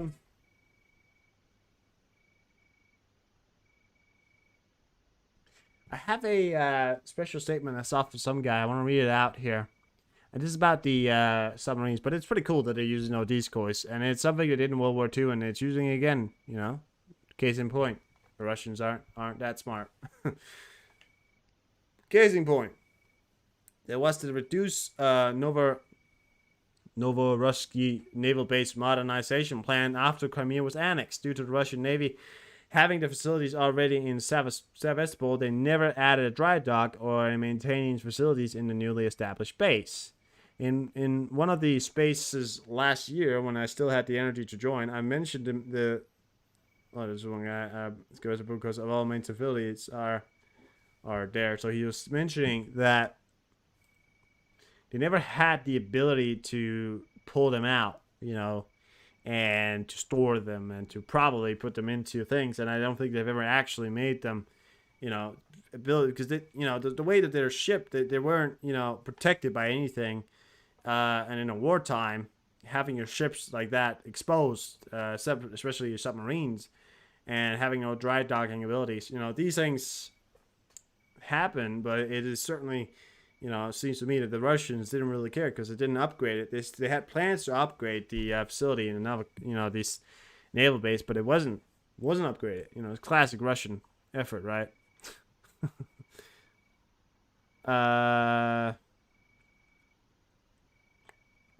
Even an analyzation of it here is the pictures that we had of it earlier, and this is the area where they said that, you know, the attacks took place. So, yeah, there's the red, blue, and the yellow down there.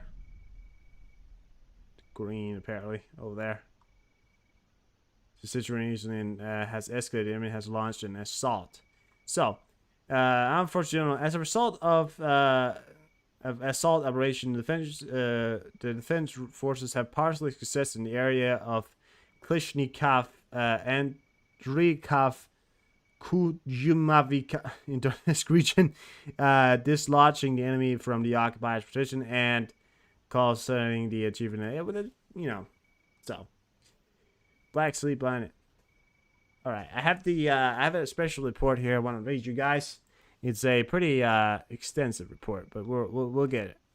So, Ukraine's been playing the long game in the Black Sea. Recent special ops and precision strikes targeting Russian S-400 air defense systems as associated coastal radar complex in occupied Crimea. These ops seriously degraded Russian sensor coverage on the Black Sea. These series of operations communicated the Ukrainian late August missions to recapture the Petro Hodovalt and Ukraine offshore platforms illegally seized by Russia in 2015. The rigs were being used by Russia as a civilian outpost. Ukraine naval special warfare operators were able to neutralize these radars as well as capture a pair of Russian R-330 MP-1 Dipazol electric warfare system deployed to the platform with Russian radars, air defense, and electronic warfare systems seamlessly degraded. The Russian Black Sea has been made into a non-permissive environment for the Russians' surface warfare. Yeah, so this is the picture of it and the drilling rigs out there. So systematic Ukrainian attacks on Russian air defense and radar installation occupied has seriously degraded the Russian situation. So it's a pretext. The Ukrainians, they're, you know, what I said before, they're putting their hands on it because they're attacking, you know, areas ahead of an attack. And now the Russians, they have no way of detecting that there was even any, you know, boats in the area because the Russians, they don't have any sensors. They don't have anything to detect any movement. They have nothing, no vision, no night vision, no anything. They didn't know they were coming. You know, the only way that they saw it was coming was because there happened to be a jet patrolling the area, but that jet got shot down. Well, it didn't get shot down, but it got damaged, and it barely made it back, right? You know, Ukrainians, they're doing great, and they're doing awesome. So, it's great. Now, that is your weapons and all that news. I have a little special thing here. I have some special things here. I think we need to commemorate these guys here. So we have a statue that was put up, and I showed it yesterday.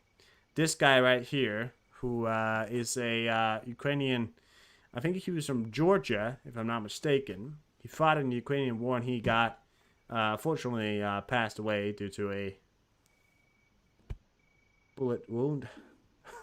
But they took this picture of him here, and they actually made it into a statue right there. And it's an incredibly detailed and great statue that's forever going to be there as a sort of a memory to a hero that didn't have to be there but still was there. So, what would you like to tell the family on the list of them out? I can't read that. The Ukrainian soldier looked at his Russian executor straight in the face and said, "Glory to Ukraine. He lived and fought and died for his country and his people. He died a man among beasts." So this is the man right here. Also, he was killed by his Russian executioner. Oh, okay. Yeah. Unfortunate death there. But, yeah. Fortunate. War crimes again. But, it's what happens. So. I want to show you another video here, and this was Prince Harry that he showed up here. I think it was at a game for, it was celebrating someone in Ukraine here. You see a lot of Ukrainian flags in the back. Now, one thing I really like Prince Harry sometimes. He's a nice guy when you think about it. So he came up here, and he came up to this guy in the wheelchair here. Now, I don't know if he's a military veteran, or this is just who he is. You know, if he was born that way. He certainly doesn't look like it. He's got something that looks like a military back down here, so I think he may be a veteran that survived this terrible attack here. And he tells the reporters at the end there, "Guys, move the fuck out of the way! I'm taking some pictures." In the end there's a guy walks in front of the camera. "Hey, move the fucking way! Get out the way!" Yeah. You gotta love him sometimes. You gotta love him. Well, I don't know why people hate on him so much. I mean, he's not that much of a bad guy. He's a veteran himself, by the way. I just want to point that out. He was in Afghanistan, you know. So, an awesome guy. Most of the time. Sometimes. Most of the time. Come on. Most of the time, guys. He's pretty good. He's pretty good.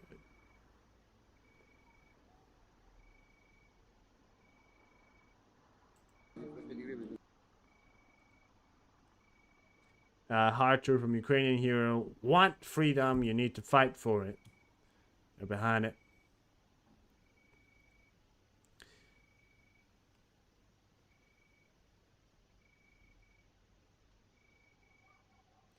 Yeah, I've retweeted some of these videos. If you guys want to go watch that, you can definitely go do that. There's zoom to under control. Okay, so we're gonna move on to a little bit of a funnier segment here. Why is Russia falling apart? Government and accident news. So, there was an Airbus. I don't know if you guys heard about it, but an Airbus A320 plane that landed in the field today is going to be cut up. Russian media reports that transporting the aircraft is impossible. 4 days ago, this was done by an Airbus A321, which landed in the cornfield in the Moscow region. So, check this out.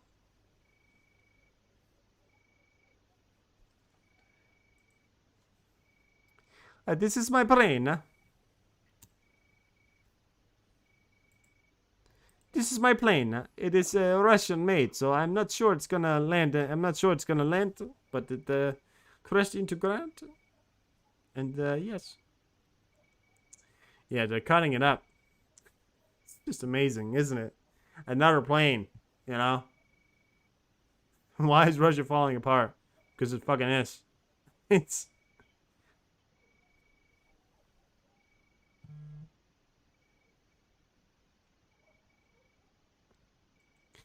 amazing. Alright, let me just read the rest here. In Russia, an Airbus passenger plane almost suffered a plane crash due to a technical malfunction and hydraulic problems, and they were forced to make an emergency landing right in the field. There were 159 passengers and 6 crew members on board the vessel. Was landed in the Novosibirsk region. I'm not sure if I think they all survived. I haven't heard of the casualties, and the plane doesn't look totaled either. There you have it. I think that video we saw first was from 4 years ago, but I don't know, this guy right here as well. You know? Was that you said landed in the field? This might have been a video from 4 years ago. I'm not sure, but this is not a first time thing. Same company as well. I mean, they rolled that out, so it does look like they made an emergency landing and people got out of the plane safely. That woman doesn't look too good, does she? Looks like they're carrying somebody there. I don't know. These may be the survivors of the plane, actually. It was always a good thing that they landed, of course. There's some burning on the side of that wing there. So it may just be the design. It's happened. It's you know, it's not fun to laugh at people dying. I wouldn't want to laugh, but these people didn't die. I just think it's funny to see that, you know. Russian propaganda find out what Boris Johnson visited this weekend. He was here to give Bondana and his family a British passport. Bondana is I think the Ukrainian intelligence chief or something like that. So there's these Russian. Yeah, it's a Russian. I'm not gonna watch that video there because I don't speak Russian. The more criminally lonely you talk about the failure of the counteroffensive, the more you know this is creating a major worry for the occupied army. Hard to judge where this man gets his numbers, but the reality itself became that the second army in the world, after a surprise attack at a much smaller country 1.5 years ago, is now holding on to dear life, throwing all resources at villages it keeps saying are not important. Now these are talking about saying, these are Russian propaganda saying that the so let's hear Putin talking about it. It looks like this was at this you know, Eastern Forum here in, I think, Vladivostok. Okay, well, let me teach you again. Ukraine is carrying out this so-called counteroffensive. There are no results. No results. There are no results. There are no results. Large losses. Yeah. 71,000 people. 71,500 человек. Причем они любой ценой, как они говорят, хотят добиться результата. Да. Иногда складывается впечатление, что это вообще не их люди, которые кидают в этом контрнаступлении. Как будто это вообще не их люди. Это, честно говоря, так. Мне просто командиры рассказывают с поля боя. Это удивительно. А вы с ними созваниваетесь? Ну, постоянно. Вот, но, all the time. I call them all the time. I talk to them 24/7. По танкам 500. We lost 500. Уже потеряли. Tanks, yeah. Машинам разных классов. 80,000 various armored vehicles and so on. Yeah, Значит, yeah. Поэтому It's more than you have lost. Складывается впечатление, что они вот хотят, как их толкают, их западные кураторы, по максимуму отгрызть, извините за мавитон, то, что они смогут сделать, а потом, когда все ресурсы, и людские ресурсы, и по технике, по боеприпасам будут близки к нулевым значениям, добиться остановки боевых действий, сказать, ну вот мы давно говорим о том, что мы хотим переговоров. It's incredible just how unknowledgeable he. I don't know if he doesn't know, or if he just doesn't want to know. Probably knows, right? He's a great bluffer. Тактика, ну, возможно, это один из вариантов. He's so far beyond reality. I mean, it's insane. He's so far from reality, right? It's, you know, you'd imagine that he's that he would have some kind of grip on reality, but no, he doesn't. All right, so we have some other things here. Putin threatens Ukraine with strike on Ukraine's nuclear facility. He also claims that the allegedly attempts by the Ukraine sabotage were trained by Britain to attack power lines in Russia provokes Russia into a retaliatory action. So it turns out we attacked ourselves and then provokes Putin because we are launching missiles at ourselves and committing genocide on our own town, on our own nations. Yeah, because Putin believes that, you know, that we are obviously shooting the missiles upon ourselves. But, yeah, why not?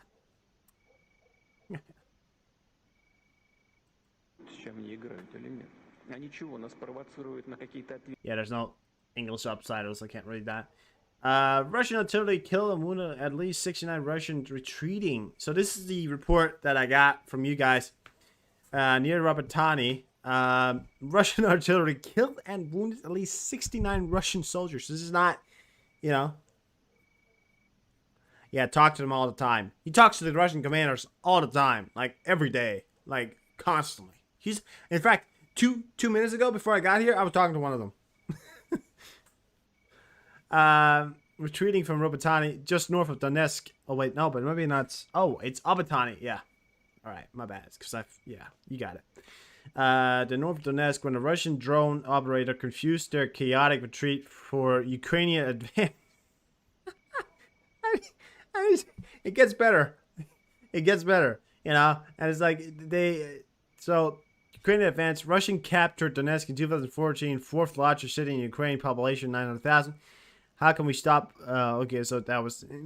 It just gets better. I mean, I don't know how to explain to you, but the drone commanders shot off some of their Russian because they thought that it was Ukrainians advancing. I think insane. So Putin as well. His statement is, "How can we stop hostilities if we're being attacked? If you don't attack, Ukraine's not going to attack. Don't worry."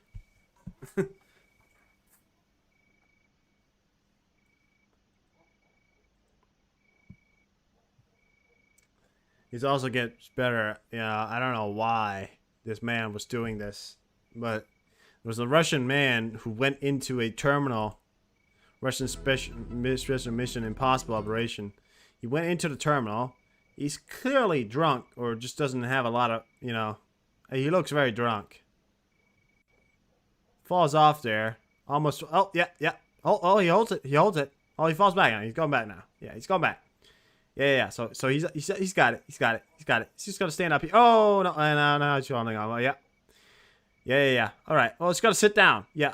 Okay. Okay. Well, I got to get my bag with me. I can't go without my bag. Well, okay. Well, I'm not getting it. So there we go. You did it. Good job. All right. So I'm going along here. Gonna end up in the passenger room here. Oh, I can get my shoe. Oh, yeah, I can grab it. No, I missed it. Yeah, okay. Now I'm gonna be stuck here for a second. Almost see the build will crack there. I want to show you another thing here. It's the video that came out here. Four Russian soldiers were killed in a friendly fire incident in Sevastopol, Crimea. As Ukrainian missiles were raining down on the city at dry dogs, Russian were told. A Ukrainian sabotage team has entered the city by mistake.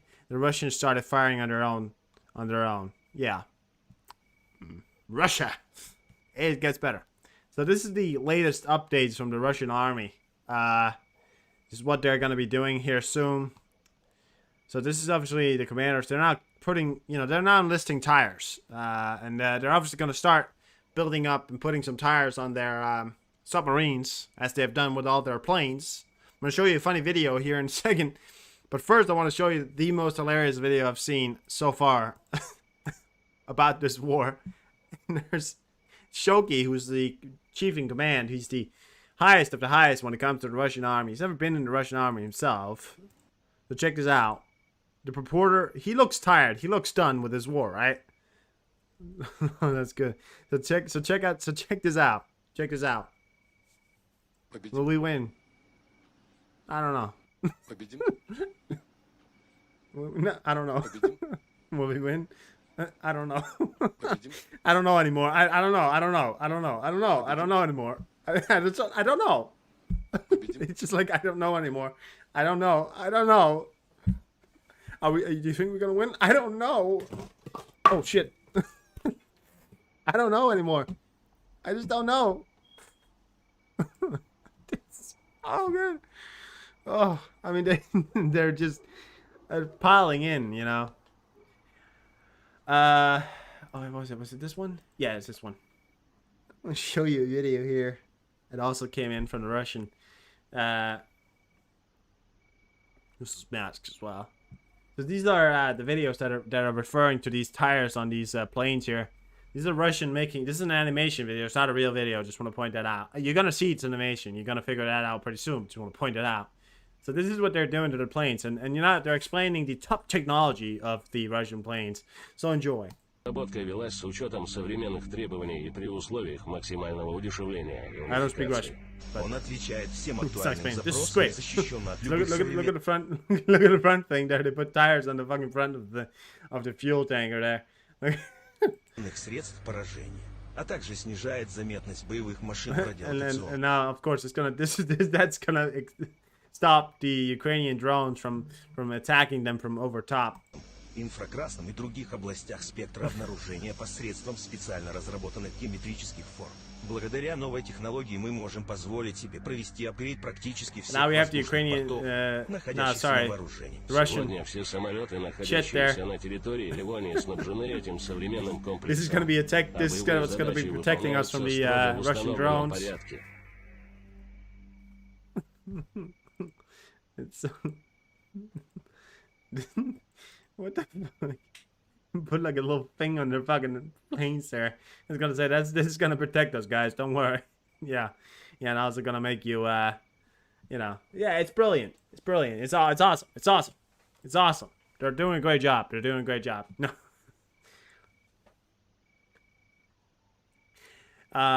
Yeah. So let's get on with the Russian and North Korean news. North Korean President Kim Jong-un, the DPRK king, or whatever you want to call him, Supreme Commander, met with the cream of the crop asshole Putin today to discuss arms deals and general friendship. There's some really funny statesmen in here. I want to show you when we get to it eventually. But, okay, we start out here. Kim Jong-un has arrived in Russia. The top Korean military munition officials also joined the leader. That sends a pretty clear message that will be discussed. So we are gonna, I think we set this video here. We're gonna start from the top so you get it all in here. So here he is arriving from the train. This is the armored train that he's arrived in. Bunch of Russian these Russian soldiers here, they just managed to make there before they're gonna go to the front. So, and now to start the music here. And there he is. You guys were a bit late on that music. It's all right. Just gonna walk up anyways. Oh, her wife was about to fall over. All right. Oh, shit. That is his wife right there. The North Korean president's wife. Alright, well, it gets better. It gets better. It's get better. There was a translation issue. We're going to get to that. Okay, and there's another thing here. Putin and Kim's associate inspector, a chair prepared for Kim priority to press conference between the dictator to make sure it doesn't sag. Kim reportedly weighs 113 kilos. So, check this out here. They're going around in the greatest of fashions, making sure the chair doesn't sag down, because the chair doesn't have back support. So you see it doesn't have back support there, and they're afraid the chair is gonna back over backwards because he weighs so much. So they had to get a better chair for him. There's also his wife, by the way, as well.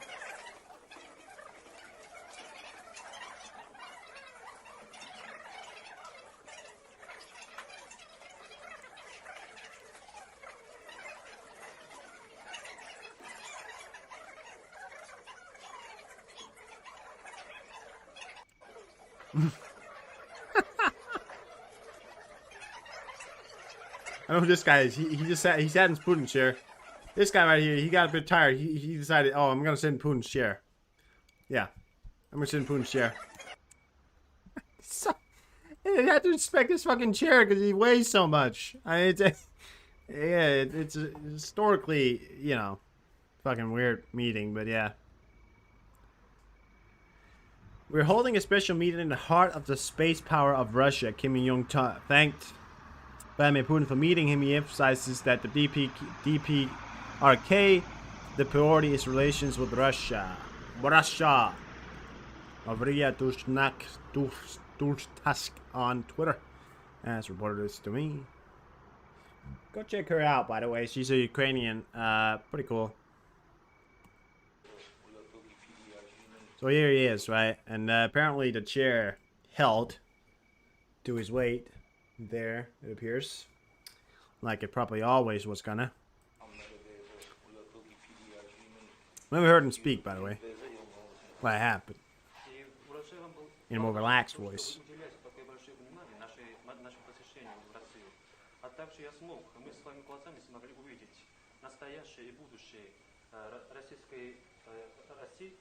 Why don't you just speak English? They both speak English. We know they speak English. Like, I don't... A very awkward way of, you know... Very awkward meeting, isn't it? Those two people, they're the most awkward people on the fucking planet. Oh, yeah. So there was another thing here, and I thought it was pretty funny. It was a translation mistake from Putin's translator. He was translating from what Kim Jong-un said.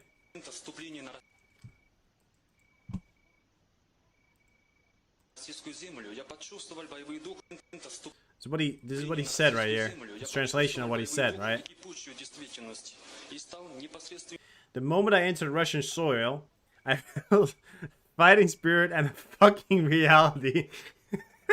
as if Kim Jong-un wrote in his notes. As the moment I entered Russia, I felt a fighting spirit and a fucking reality. Oh, it's hilarious, you know. All right, wow. Let's get the real news here. The last I've got of this is the DPR began supplying ammunition to Russian Federation a month and a half ago. Head of main intelligence director of Ukraine Defense Minister Kyle Badani. We are talking about 122mm and 152mm shells, as well as grade missiles. Now, the most important things here is technology, food. These are the things we've talked about. You know, Kim is going to be supplying Russia with ammunitions and, you know, the building systems that they have put in place instead, of course, of money and food, all the essentials that you need to live that North Korea doesn't have is going to be provided to North Korea. And that is the main goal of these meetings here between the two head of states. So that's what we're going to put it at. All right, the Committee of the Parliament. Now we get some of the EU and UN news here. So the Committee of the Parliament of the Assembly of the Council of Europe of Legal Affairs and Human Rights recognized that Russia has become a dictatorship. They're now calling Putin a dictator, which is something that we were afraid to do before. The enormous power of the president, resulting from an extremely long tenure in office, coupled with the absence of any checks and balance, such as a strong parliament, an independent judiciary, or a free media and a vibrant civil society, has turned the Russian Federation into a de facto dictatorship. And there's a fact now that they're calling, and actually have called Putin a dictator. They've literally upped and called him a dictator. That's what they've done. And it's a strong step in the right direction to recognize that he's not, in fact, a democratic leader, but he's neither is he an authoritarian. Neither is he's a dictator. You know, he's a dictator throughout and whole. He's consolidated power and he's not letting it go. So another little bit of a different kind of news here I want to share with you guys. Scottish sued to adopt bears safe from Russian-occupied Ukraine. The five sisters sue in Scotland will adopt an Asiatic black bear who suffered severe trauma in Russian-occupied Donetsk Oblast, CNN reported. So we have, this is from the Kyiv Independent as well. This is a picture of the bear here. I think this is from Ukraine when it was severely injured. Has since recovered, and it's my belief, since it's going to be delivered to the in the Scottish Zoo. So it's going to go to Scotland, where it's going to have a good life, hopefully. And again, this doesn't just affect human lives. This, of course, affects everybody's life, and this includes the animals' lives. And natural habitats in where a bear used to live is now completely taken away. Now, I believe that these bears were actually from zoos that was in Ukraine and not wild bears. I don't believe that was... I don't know. Yeah. So, this is the point here. But it's good to hear that they're taking good care of it. And it's going to be sent to a proper caretaker and a proper zoo in Scotland, where it's going to be far away from the war, so it can live out the rest of its life in a good and cares. A little great news to you guys there. I think it was I wanted to share that because of course it had something to do with Ukraine, but saving lives. That's what we're mad about. The former Slovak PM and exterior minister scuffle in the center of... Oh, there was a video here that came out. Yeah, did I not put the link to that? Nah, I don't really care about it.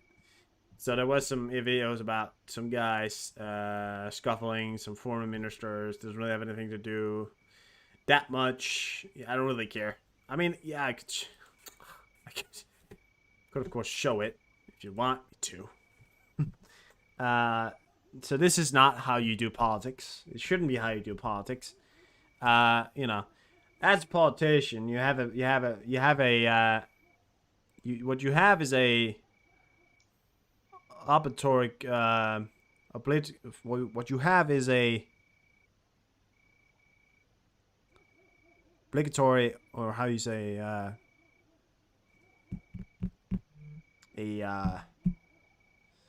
how would you put it? You have a... I can't simulate. Well, you have a code of conduct. Is like, you have a code of conduct that you have to stick to. You have to stay calm. You are the leader. I think this guy right here is speaking out against immigrant rights, or at least against this guy. This guy doesn't want it to happen, so he takes action, and he goes in and he tries to turn off the car as well. And he kicks off here in the second part of the video. So, he's two politicians, by the way, and got to do business in Slovakia. Fuck off! Look at that guy; he's mad. So this guy leans over, right? He tries to take the mic away from him because he doesn't want him, because he's doing some stupid shit right there, right? Still letting the police handle it, which he should have done. I mean, it's a free democracy, right? That's respect. He starts to kick him, and then he, look how mad he gets. I could get back here, you piece of shit. I got back here, you. Now they're filming it as well. This guy right there, right, has just committed political suicide. That's what that guy has done. You think this is a good idea? No, he's just committed political suicide. This is what political suicide looks like. Do you know what I mean? Now the police will step in here soon. He grabs this guy over here because this guy, he's put up his fist. He want to fight. This guy, oh, look at that. He punches him. Now, that guy punches him. Look at that. It didn't look that hard, did it? Yeah. He's overreacting maybe a little bit. Didn't look that hard. And he had an open hand. This is, Paul, look at that. Not particularly what I would say them open. I mean, this is harassment in any case. And if he's saying something bad, yes, I get that you want to take action against somebody who's saying something bad, but taking action like this when you are a politician, both of these guys, it's a former ex-interior minister scuffles. These are former PMs. The former Slovak PM and ex-interior minister scuffle in the center. This is a former prime minister of Slovakia, right? And the situation quickly escalated and turned into a fight with a mutual insult and accusation of belonging to the mafia, and this happened during the election campaign event of Konica Sema SSD party. So, again, if you, you can disagree with someone, but you have to stay cool. You have to stay cool. It's the code of conduct that you have to have. But yeah, So, former Prime Minister, former French Prime Minister Nicolas Sarkozy is sure that Ukraine joining NATO will not bring peace to Europe, and Russia will consider it as a provocation. He believes that Kyiv should have a neutral status and receive security guarantees from the UN or international communities. There are two ways to end the war: destroy each other. But I warn you, we will not succeed in destroying the world's second nuclear power, and we will plunge it into a world war, dramatic negotiation and advancing. I see what he's saying there, but I don't see. This is the picture of him. Now look at this guy right here. This guy looks like an older version of fucking Macron. Like, I believe, like, Macron and this guy, this guy looks like an older version of Macron. This is the former PM of France. He just looks like an older version of Macron. But, it's not up to us to dictate in which organization said country wants to be in. If you meet the criteria for joining a alliance, and the alliance people are aboard with this set decision, you are allowed, you as a country should be allowed to join whatever organization or defense alliance, and you should be allowed to pick it. Whatever consequences then comes after that, we will have to face together. But the whole idea behind neutral status, Ukraine already had a neutral status. That's their status. They had a neutral status, but Russia took advantage of that. So they can't be neutral. They can't be neutral. They have to be part of something, and that's, we have to respect that. So we have to say, and So, turning around to the immigrant news that's coming out from around the world here. We have some interesting immigrant news here. More than 5,000 migrants arrived in the Italian island of Lampedusa yesterday on 112 boats and dinghies. And a day earlier, nearly 3,000 arrived. Only 6,000 Italians live on the island. The EU migration policy is broken. Make a report and then put your own decision. I hate when people make reports and then they put their own, and then, the system is broken. Like, just make the report and then make your decision. Don't put those two together. Like, just, make your report, because you're a reporter and you report stuff. Stop putting your own personal opinions in it. You're a reporter, not a fucking philosopher. And it'll point it out, okay? So we have Save the Children. We have these guys who are here to protect. They're in Italy right now. I still believe that they're figuring it all out. I mean, there's a lot of people to take care of. They're giving water. They're giving water out, it appears.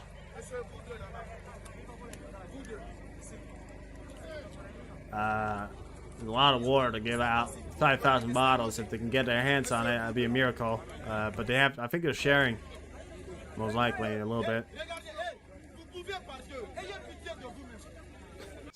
This guy's like, hey, give it to each other. You don't fucking drink it. Hey.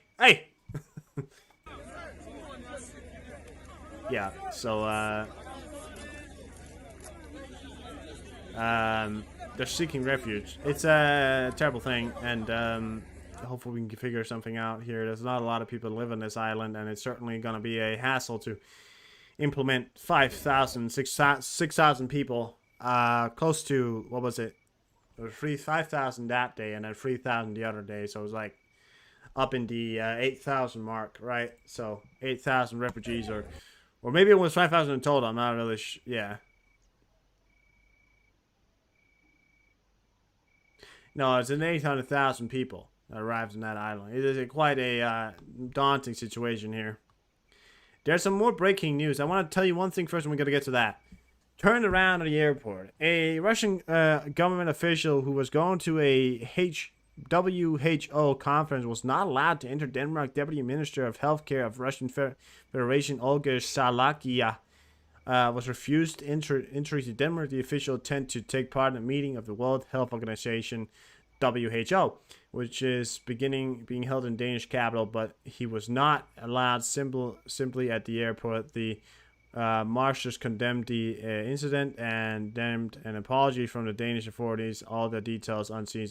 Well, yeah, and we're not, you know, Putin can't go here, therefore his official can't. They need to respect that. If Putin can't go here, we kicked out their officials. You can't go here. We are not accepting you just because you're saying, oh, it's only because I go to WHO. No, we don't want you here. You're not accepted. You're a Russian official. We don't get you here. We don't want you here because you're just bringing different destruction wherever you go. I mean, I'm not sure it's gonna happen. I'm not sure anything was gonna happen. We don't need him in the country, you know. So sorry, but sorry, not sorry, right? All right. Well, there's another news here that came in a little later here. It was about 12 hours, I don't know, 10 hours ago. Estonia and Latvia and Lithuania bans cars with Russian number plates from the entering their countries. I mean, it means that they can't, if they own a Russian car, actually enter the country. So they're pretty much, you know, pretty much shutting them out. I mean, it's a form of short stuff of shutting down a border, you know. And this is a video, you know, the image here as well. They either they have to take them off, but they can't drive without a license plate. So how are they going to enter the country? They're simply not. It's an easier way to say we don't want you in our fucking country. So they are not allowing the Russians to go in, and it's a long expected thing, and something that Russians have said they shouldn't do. But of course, Lithuania and Latvia has their own, you know, decisions to make, and when they say we don't want you here, we don't want you here. So that's another thing to point out here, something we have expected. I don't think there's going to be anything of it, but we're still waiting for a response. So, yeah. Anyways, let's bring you the flooding in Dana. There's been flooding in Dana. And about 5,000 people died in just one city of Dana due to the catastrophic flood in Liberia. Al-Jassara, more than 10,000 people are reported missing. More than 1,000 fatalities have been retrieved from flooding in Dana. According to the Benghazi administration, the current death of toll is 3,000, set to the 10,000 individuals still missing. About 4 square kilometers and 1.5 square miles of city center has been entirely destroyed. Got an image of it here. It's a catastrophic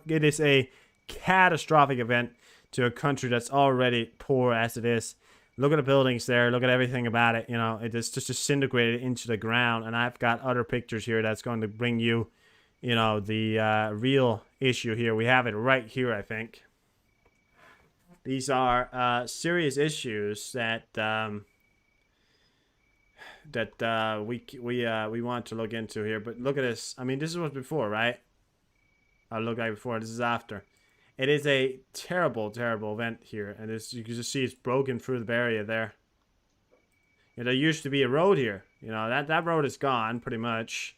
Broken through this area right here. And this is a big flood down here. This wasn't here, really, before, you know. Well, it was, but it was a smaller one. But it's just completely overflown, right? Yeah, this whole area is just gone. You know, many of people in this area right here alone is just terrible, terrible, terrible. And, the pollution alone looks like, you know, the dirt that's kicked up, you know, this water over here and the water, you know, before you look at it, you think it looked a lot more blue, but it's simply, you know, it's been all the dirt and everything that's simply been pushed up has been polluted as well. So it's certainly not a good day for the fishers either. But yeah, it's a terrible event here, and we are, you know, I'm happy about it because, well, it's not something that we could prevent it, obviously, but it's a terrible event, and we are probably going to have to go together here and put differences aside to help out these people. It's a very poor country, and we're going to have to help them out, you know, for the sake of their lives. Death toll from Storm Daniels. It was a storm in Liberia races to 5,300, local officials say, and we still are getting probably more. This is just of what I have here. I may bring you more tomorrow if I ever get to that. If we get to that. These are still coming in. I have a video of it here, and this is from the ground, and you can just see the total destruction of pretty much everything around. It's just gone up. I mean, it looks like it's a fucking nuclear strike, right? I mean, it looks beyond insane. You know, it's just and that one, the mosque survived over there apparently, or looks like maybe a bit of it. But look at the rest of it. You know, that building. It looks like there's nothing that didn't survive. Sorry, I mean, there's nothing that did survive.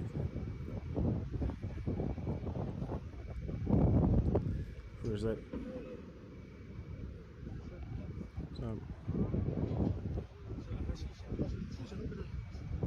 his tooth through his lip? God damn. Alright, well, welcome back, would you? Yeah, we've gone over a lot. You may need to rewind a little bit later if you want to.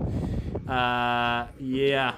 So this is terrible coming in here from Donna in Liberia here.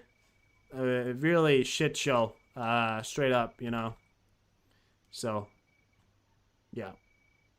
That's all I really have from Donna. We're gonna get more as we probably hearing more. This is still an ongoing situation. These 10,000 people missing are, of course, going to have to be found or either declared dead.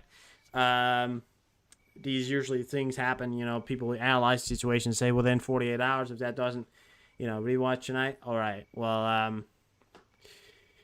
yeah, it's a terrible situation here. We're gonna give you keep you updated here on it. It's not a funny day for the Liberian officials here or anybody really. Liberian population.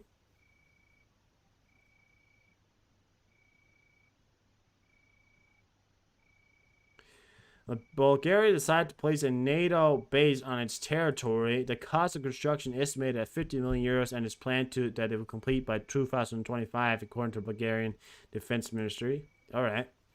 So we have an image here, and I wanted to show you guys this. I thought it was pretty cool. In this incredible shot of an international space station streaking above the Siberian, the Sani Lighthouse recently in the southwestern Florida. Bonus shot of Milky Way credit.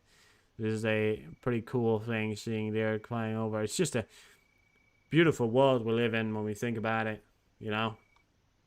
All right, well, let's move on to Starlink. Sorry, not Space Link. There was some unfortunate event here, but we may have an explanation of it. But I'll give you it now. I'll give you some of it now. So, confirmed. Real-time network data shows SpaceX Starlink satellite internet platform is currently experiencing an international outage reason unknown. So this was yesterday, and I've got the extended picture of it from today, where you can see that it is now in fact back, but it did cut off for a while there. So some kind of technical issues. And we have a statement from Elon Musk. So I want to show you this because we had this before. I want to credit out to this guy right here. Go check them out on Twitter. Oh, yeah. Might as well show them off. There you go. Joseph Starlink. All right. My bad. Okay. So, the reason why Starlink was turned off was actually because the U.S. imposed sanctions on Russia. They cover Crimea.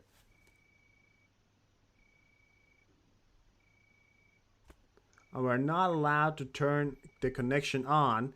Musk once again confirmed that he had indeed received desperate requests from Ukrainian officials asking him to turn on Starlink near Crimea for the duration of the operation. According to Musk, he would have turned the Starlink over the peninsula despite the sanctions if he had received a directive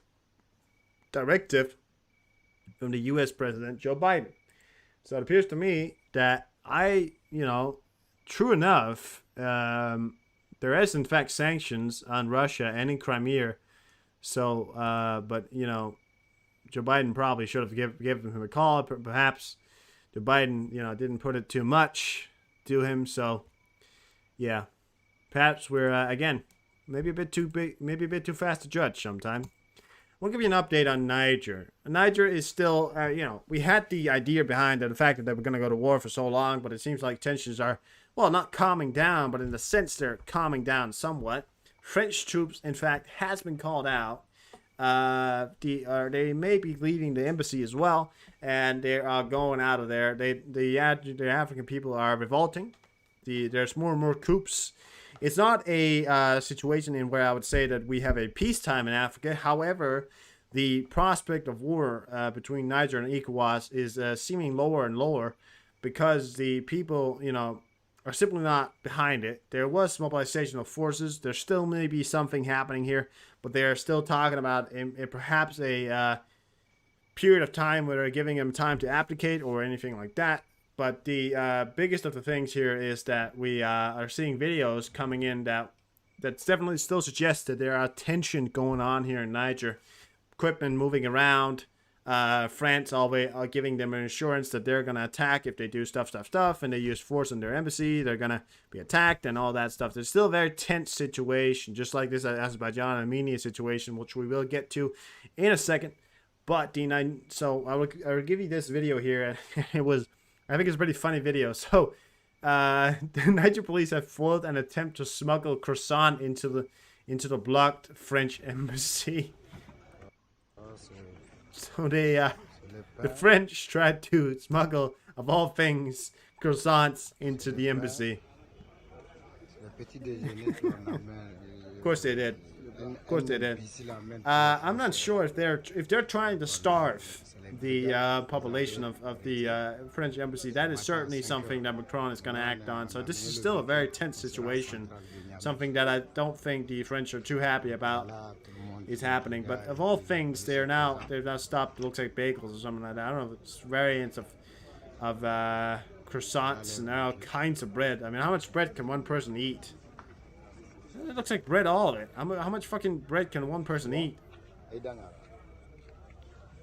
mean, I know there's more than one. And I know there's more than one person working at embassies. A lot of people, but I mean, that's a lot of croissants. We got the police and we got the military there as well. And they're gearing up as well. So again, still a very tense situation happening here. Not an unfunny situation. It's still developing. Unsure if there's going to be any military intervention by ECOWAS, which is the oppositions to the Niger military coup. However, the people seem to be very much behind the military coup because they do not want their own military lead, their own military president, because the old president didn't take advantage of the factor that, Niger is supplying France with a lot of uranium, and this uranium was sold at 0.80 cent. Now the new authorities in Niger has turned up its price to 200 pounds, or that's what euros, not pounds, euros. So they've now turned up that price. And people were a bit outraged, especially the French, but nobody else but the French. But, when we say people, we always French, the French. Fuck the French. No. Sometimes. Only sometimes. I like the people, not the officials. Let's be honest, most people don't like the officials. But the Canadian uranium price is actually valued at 200. So there's something in it. Niger has a point, and I'm not, against the idea that perhaps Niger is simply taking back its country. France is holding on to the ideals of this colonial rule where it gets to have benefits because it used to own the country. And yes, France wants to keep its interest and wants to get cheap uranium. However, France is earning about 600 million a year from these uranium deals when Niger was only earning about 180 million. So there's a huge difference in what France was earning from buying so cheap uranium from Niger compared to how much Niger was earning. France was deliberately keeping Niger poor, and it's a serious thing here. So I'm not judgy of the factor that perhaps these people are tired of these colonial rulers that has kept the country poor. You should see the road in where they used this road in and out of Niger to transport these uranium. It's a ruined road. The French hasn't even bothered to send money in this this road that they use every single day, or at least used to. They haven't even bothered to maybe send some money to help upgrade the infrastructure, to donate some of this money to help Niger. They haven't done any of that. So actually, I would say again, fuck the French, because the French aren't helping. The French aren't helping Niger, and it's not their fucking country. We can't go against we're not colonial rulers anymore. Okay, we're not. We have to accept it. They're their own leaders. We can have cooperation, we can have friendly trade, but we cannot rule them in the ways of, because we don't own them. We can't own people anymore. It's a pretty easy concept. We haven't been able to own people since the fucking 1800s. This is me. I'm not, and right now this might be an outrageous talk right here, but it's true. We haven't been, and there's a reason for that, because it's a fucking outrageous thing to even think about and to even do. It's a fucking horrible chapter of our society. And we're still doing it, Well, French, they're not deliberately owning them, but they're acting like they do, They're looking down upon them, keeping them poor. Now, Niger could actually use some of these money, and the people are behind the military leaders. So I'm willing to let African solutions be African solutions. So I'm just saying, that's where we are right now. Situation-wise, French are being French, and the Nigers are being Niger, because they're defending their territory, saying that we're not going to accept the fact that French are going to come in to invade our territory, and we're not accepting them being in the country. So it's a palpable situation that could be cut with a knife. Anything it takes is for some guy in Niger to beat up a French ambassador or something like that, and then we got a war. So it's a very palpable situation still. However, war between ECOWAS and Niger and these, people, they're not, they may not be going to war anymore. They seem to have chosen the diplomatic route, which is always great. However, and let's move on to some other news here. There was flooding in the Netherlands. I've only been able to find a few videos of this. I don't know if it was just one street or if there was some kind of flooding from some kind of... I've only been able to find this one video here. I tried to find others, but the only thing I really was able to find was this video here that was taken in the Netherlands. I don't know if it's because this is downhill and it was just over flooded. Something blew up or... no, not blew up, but, a pipe or something. But look at this right here. It looks like it's raining. It's very heavily rain. Netherlands, of course, is plagued by being one of the flattest countries on earth. So it is a very, very flat country that has, streets that very easily being able to, be flooded if anything does happen. And the rivers and everything, the oceans can rise it up pretty easily. So it's not funny, so. Got a bike down there. There looks like thunder in the background there. But look at that, it does look like there's a car that's able to drive up there. So I don't know if it goes on the street, but look at that. Now, this whole thing right here is covered with water, and it's pretty insane right now. I'm able to confirm that this looks like it is in Netherlands. So I was able to try and see if I could find some other videos, but I don't think I can. I've been trying to look for it. The only thing I could find was what appears to be the same video. No, I was able to find this video. That's true. I was able to find this one. Check this out. This is another video. I don't know if it's the same. I have no idea what this is, but this is in fact quite far out. You can actually see, comparing to how high the water levels are. And look at that guy over there when he's standing. He's standing pretty much, it's at his feet. I believe it's probably a good 20 centimeters. Looks like maybe 15, 20 centimeters of water. Not massive, however, still it's a considerable amount of water. Looking at the tires there, I can definitely tell that it's not, they're still able to drive, and they have to drive. But look at the clock as well. I don't know why I said that on Danish. That wasn't even English. I said clock, which is Danish. I meant sewer. Look at how it looks. I don't know what's happening, but look at the sewer, which is weird to me because it looks like it's going up, which is, I don't know what's happening right there, but it looks like it's going up, right, doesn't it? So I don't know if it's some kind of burst pipes or whatever's happening here, but whatever's happening, something's on. But it does seem like it's raining, which is another thing. So that sewers definitely look weird. It might be over flooding. That's why. It does not look like a great day for the Dutch. But but I'm sure it'll be all right. Flooding all over these days, and it is not a sunny situation. The world's changing, and I've said it before and I say it again. Guys, this world is not as the same as it was before. You need more proof? I can show you more proof. I've just shown you more proof. And it's gonna get a lot hotter, it's gonna get a lot sooner. Could be clogged, yeah. I mean, it's just the same video I've got here. I don't have any on other videos because there's not really anything coming in. When we're done with this, I'm gonna go on Twitter, see if we can find some. All right, well, we're nearing the end here, guys. we are nearing the end here, so let's give you some of the other news here. Azerbaijan and Armenia news. We can't rely on Russia to protect us anymore. We can't rely on Russia, is what they're saying. Russia's catastrophic invasion of Ukraine means Armenia can no longer rely on Moscow as a guarantee of its security. Even as fears grow of return to open conflict with Azerbaijan, I cannot say that the support and assistance we have received has been sufficient to serve our goals and agenda. Since the start of the Russian-Ukraine war, the balance of power in South Caucasus has changed for Russia. The strategic importance of relations with Azerbaijan and Turkey has increased, and this has affected the works of peacekeepers in Nagorno-Karabakh. We showed the video earlier there. We saw some people in there. This is Russian peacekeepers in the area here in Romania.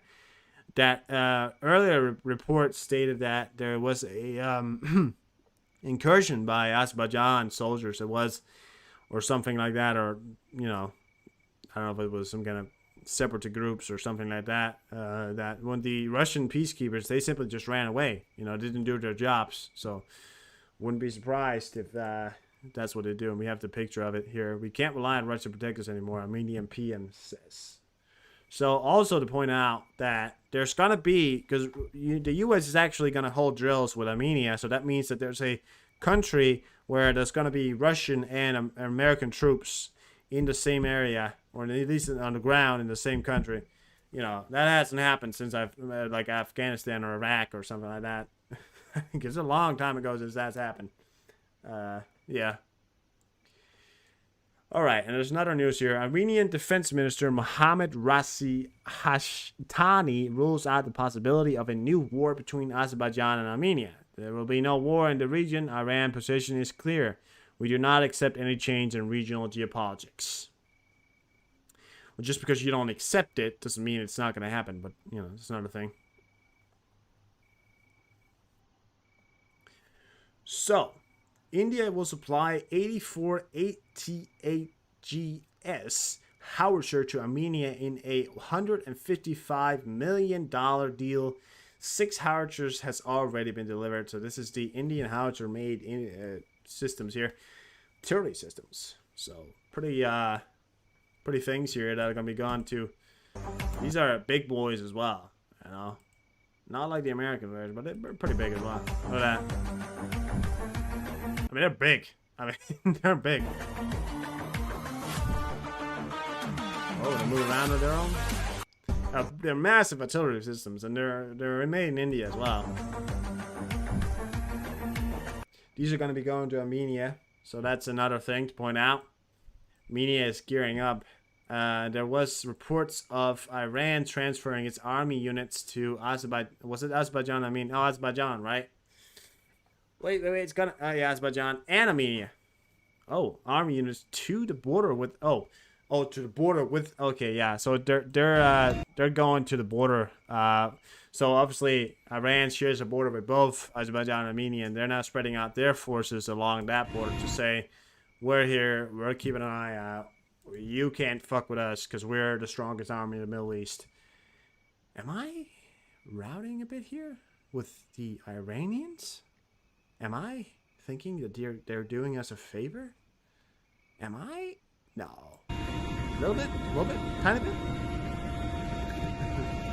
This is our video shows here. Apparently, I'm not sure if this is even from the place. I've got no idea. But yeah, this could just be a video of some guy filming. I got no idea. But they said this was what was happening. So yeah, who uploaded this? It was Splash Report. He's a pretty trusted guy. Oh, is that the video of them transferring? Oh, there may be, oh, look at that. I think maybe there's something, something coming up there.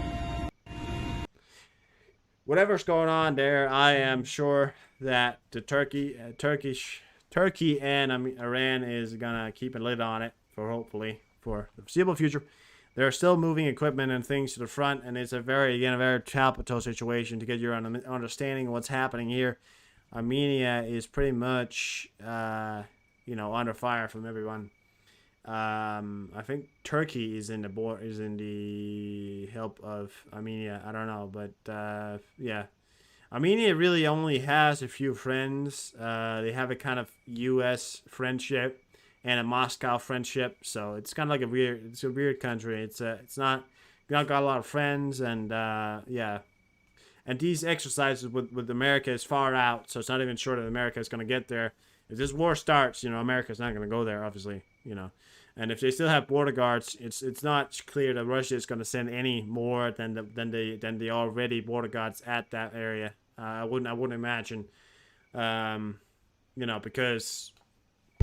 they're peacekeepers. So, but the reason why Azerbaijan is moving their troops up is because they're also realizing just how weak Russia has become in terms of being able to supply and actually put up a resistance. And actually, Azerbaijan is also betting on the factor that, hey, they're not going to even put up a resistance. We doubt that they're going to put up a resistance, because why would they? It would drag them into a war that they can't fight at the moment, so they're not going to do that. So yeah, it's a situation they have to keep an eye. So I'm gonna keep an eye on it, but videos and all that, you can go back to some of the older videos that we have made on this channel as well, where you can see me talking about all of these, artillery systems. I'm trying the trucks moving up and all that stuff. I don't have so many videos here because there isn't any recent videos, but we know that they're there, and all kinds of anti-air gun systems and ground system, missile systems, stuff like that's also been moved. Artillery systems are moving into place. People are being mobilized.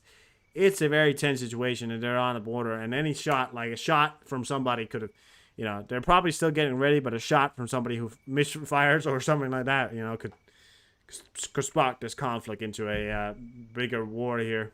So it is not a funny time. It is not a funny time. I believe Georgia is going to stay out of it. I'm not sure if they're on the Armenian side, but they probably are just going to stay out of it at this point.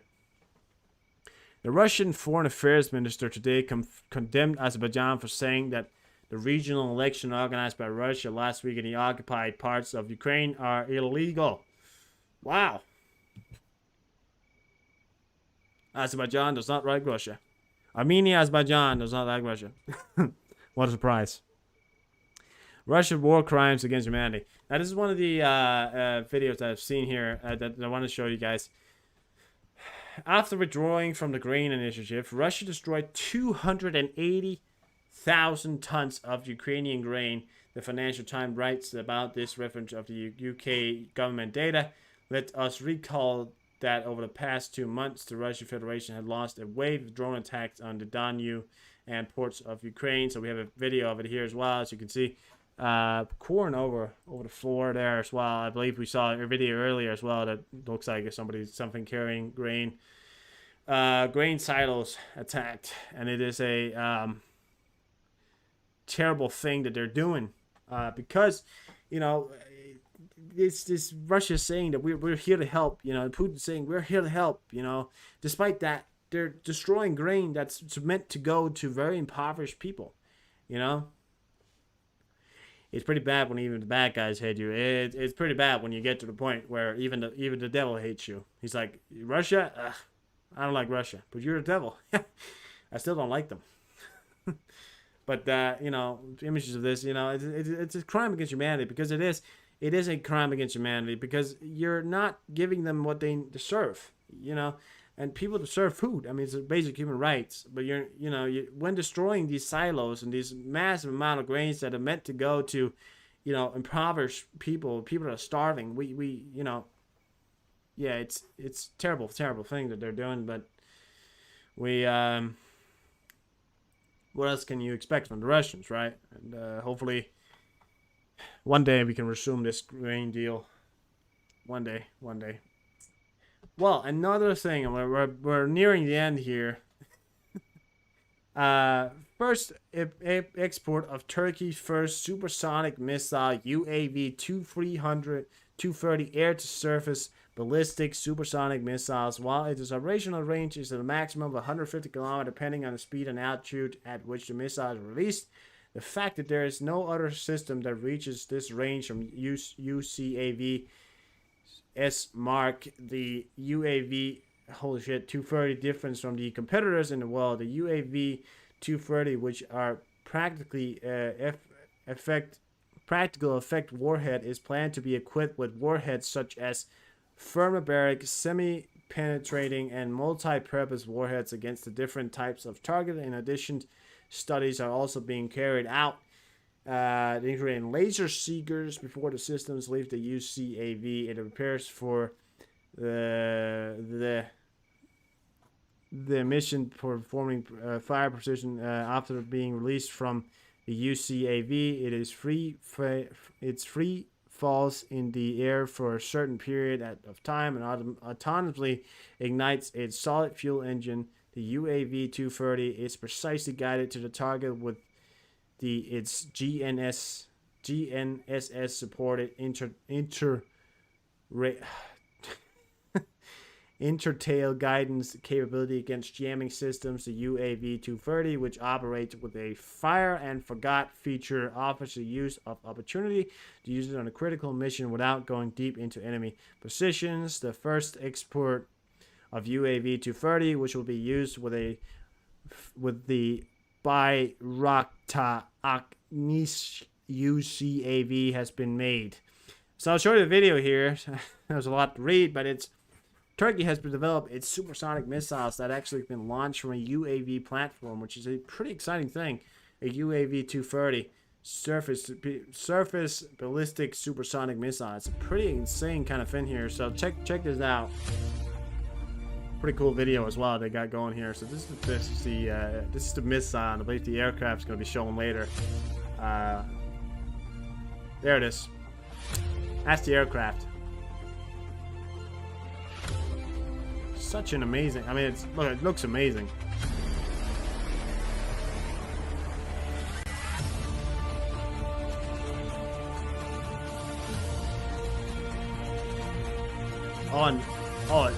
Are they using the rockets alone to help them push it forward? Oh, check that out. Not gonna show too much, huh? That's awesome. Congrats on that. You know, not a NATO member, one of these guys. They're amazing. You gotta give Turkey credit because people always rely on Turkey sometimes. It is actually pretty funny. Well, not funny, but actually pretty great. Turkey has some Class A technology developments. But yeah. At Apple, we believe that climate change is one of the world's most urgent priorities, and we deeply committed to doing our part. Today, we had a special guest, a real force of nature, stop to check our progress. I want to show you this video. It was liked by Elon Musk, so you know it's a great video. We're nearing the end now, guys. We're nearing the end of the whole charade here. Yeah. Okay, so I want to show you guys this video here. It is a 5-minute long video. It's from Apple. It is a commemoration to this thing here. It's a pretty funny video. Just a little relax here. I'm gonna relax my voice, turn on and on mute, and I'm gonna get something to drink. So that's gonna leave you with this. Yeah, the shippers of tomorrow. Carbon neutral, saving our planet. It's about how many people say climate change is not a real thing. Air pollution is. Air pollution is a very real thing. And the future that our children's going to grow up in has to be air clean is my motto. I want the world to be a very clean air. You know, you get it. Well, you know, it's a good thing to breathe good air and to understand that a company like Apple, who ships thousands and thousands of phones and millions of phones, are doing it carbon neutral. So, great stuff, guys. Great stuff. It was awesome.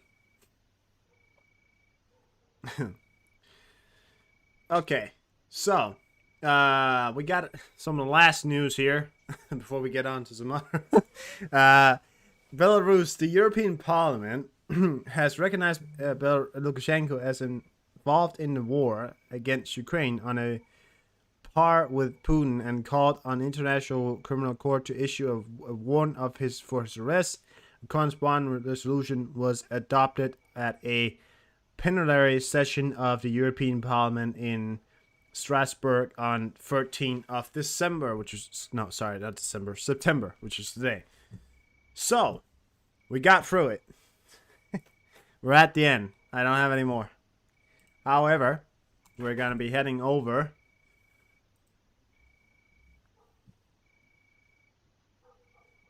Russian Defense Minister Shoigu. Russia has no other option but to win in Ukraine. Not what you said earlier, buddy. Alright, well, let's get you on flight radar. Let's check the plane news, guys. Plane news.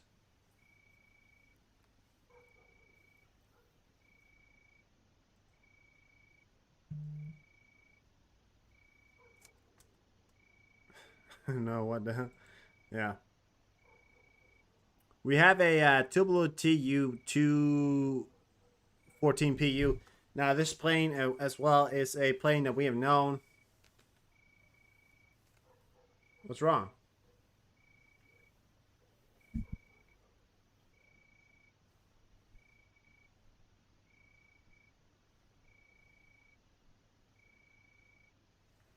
Oh.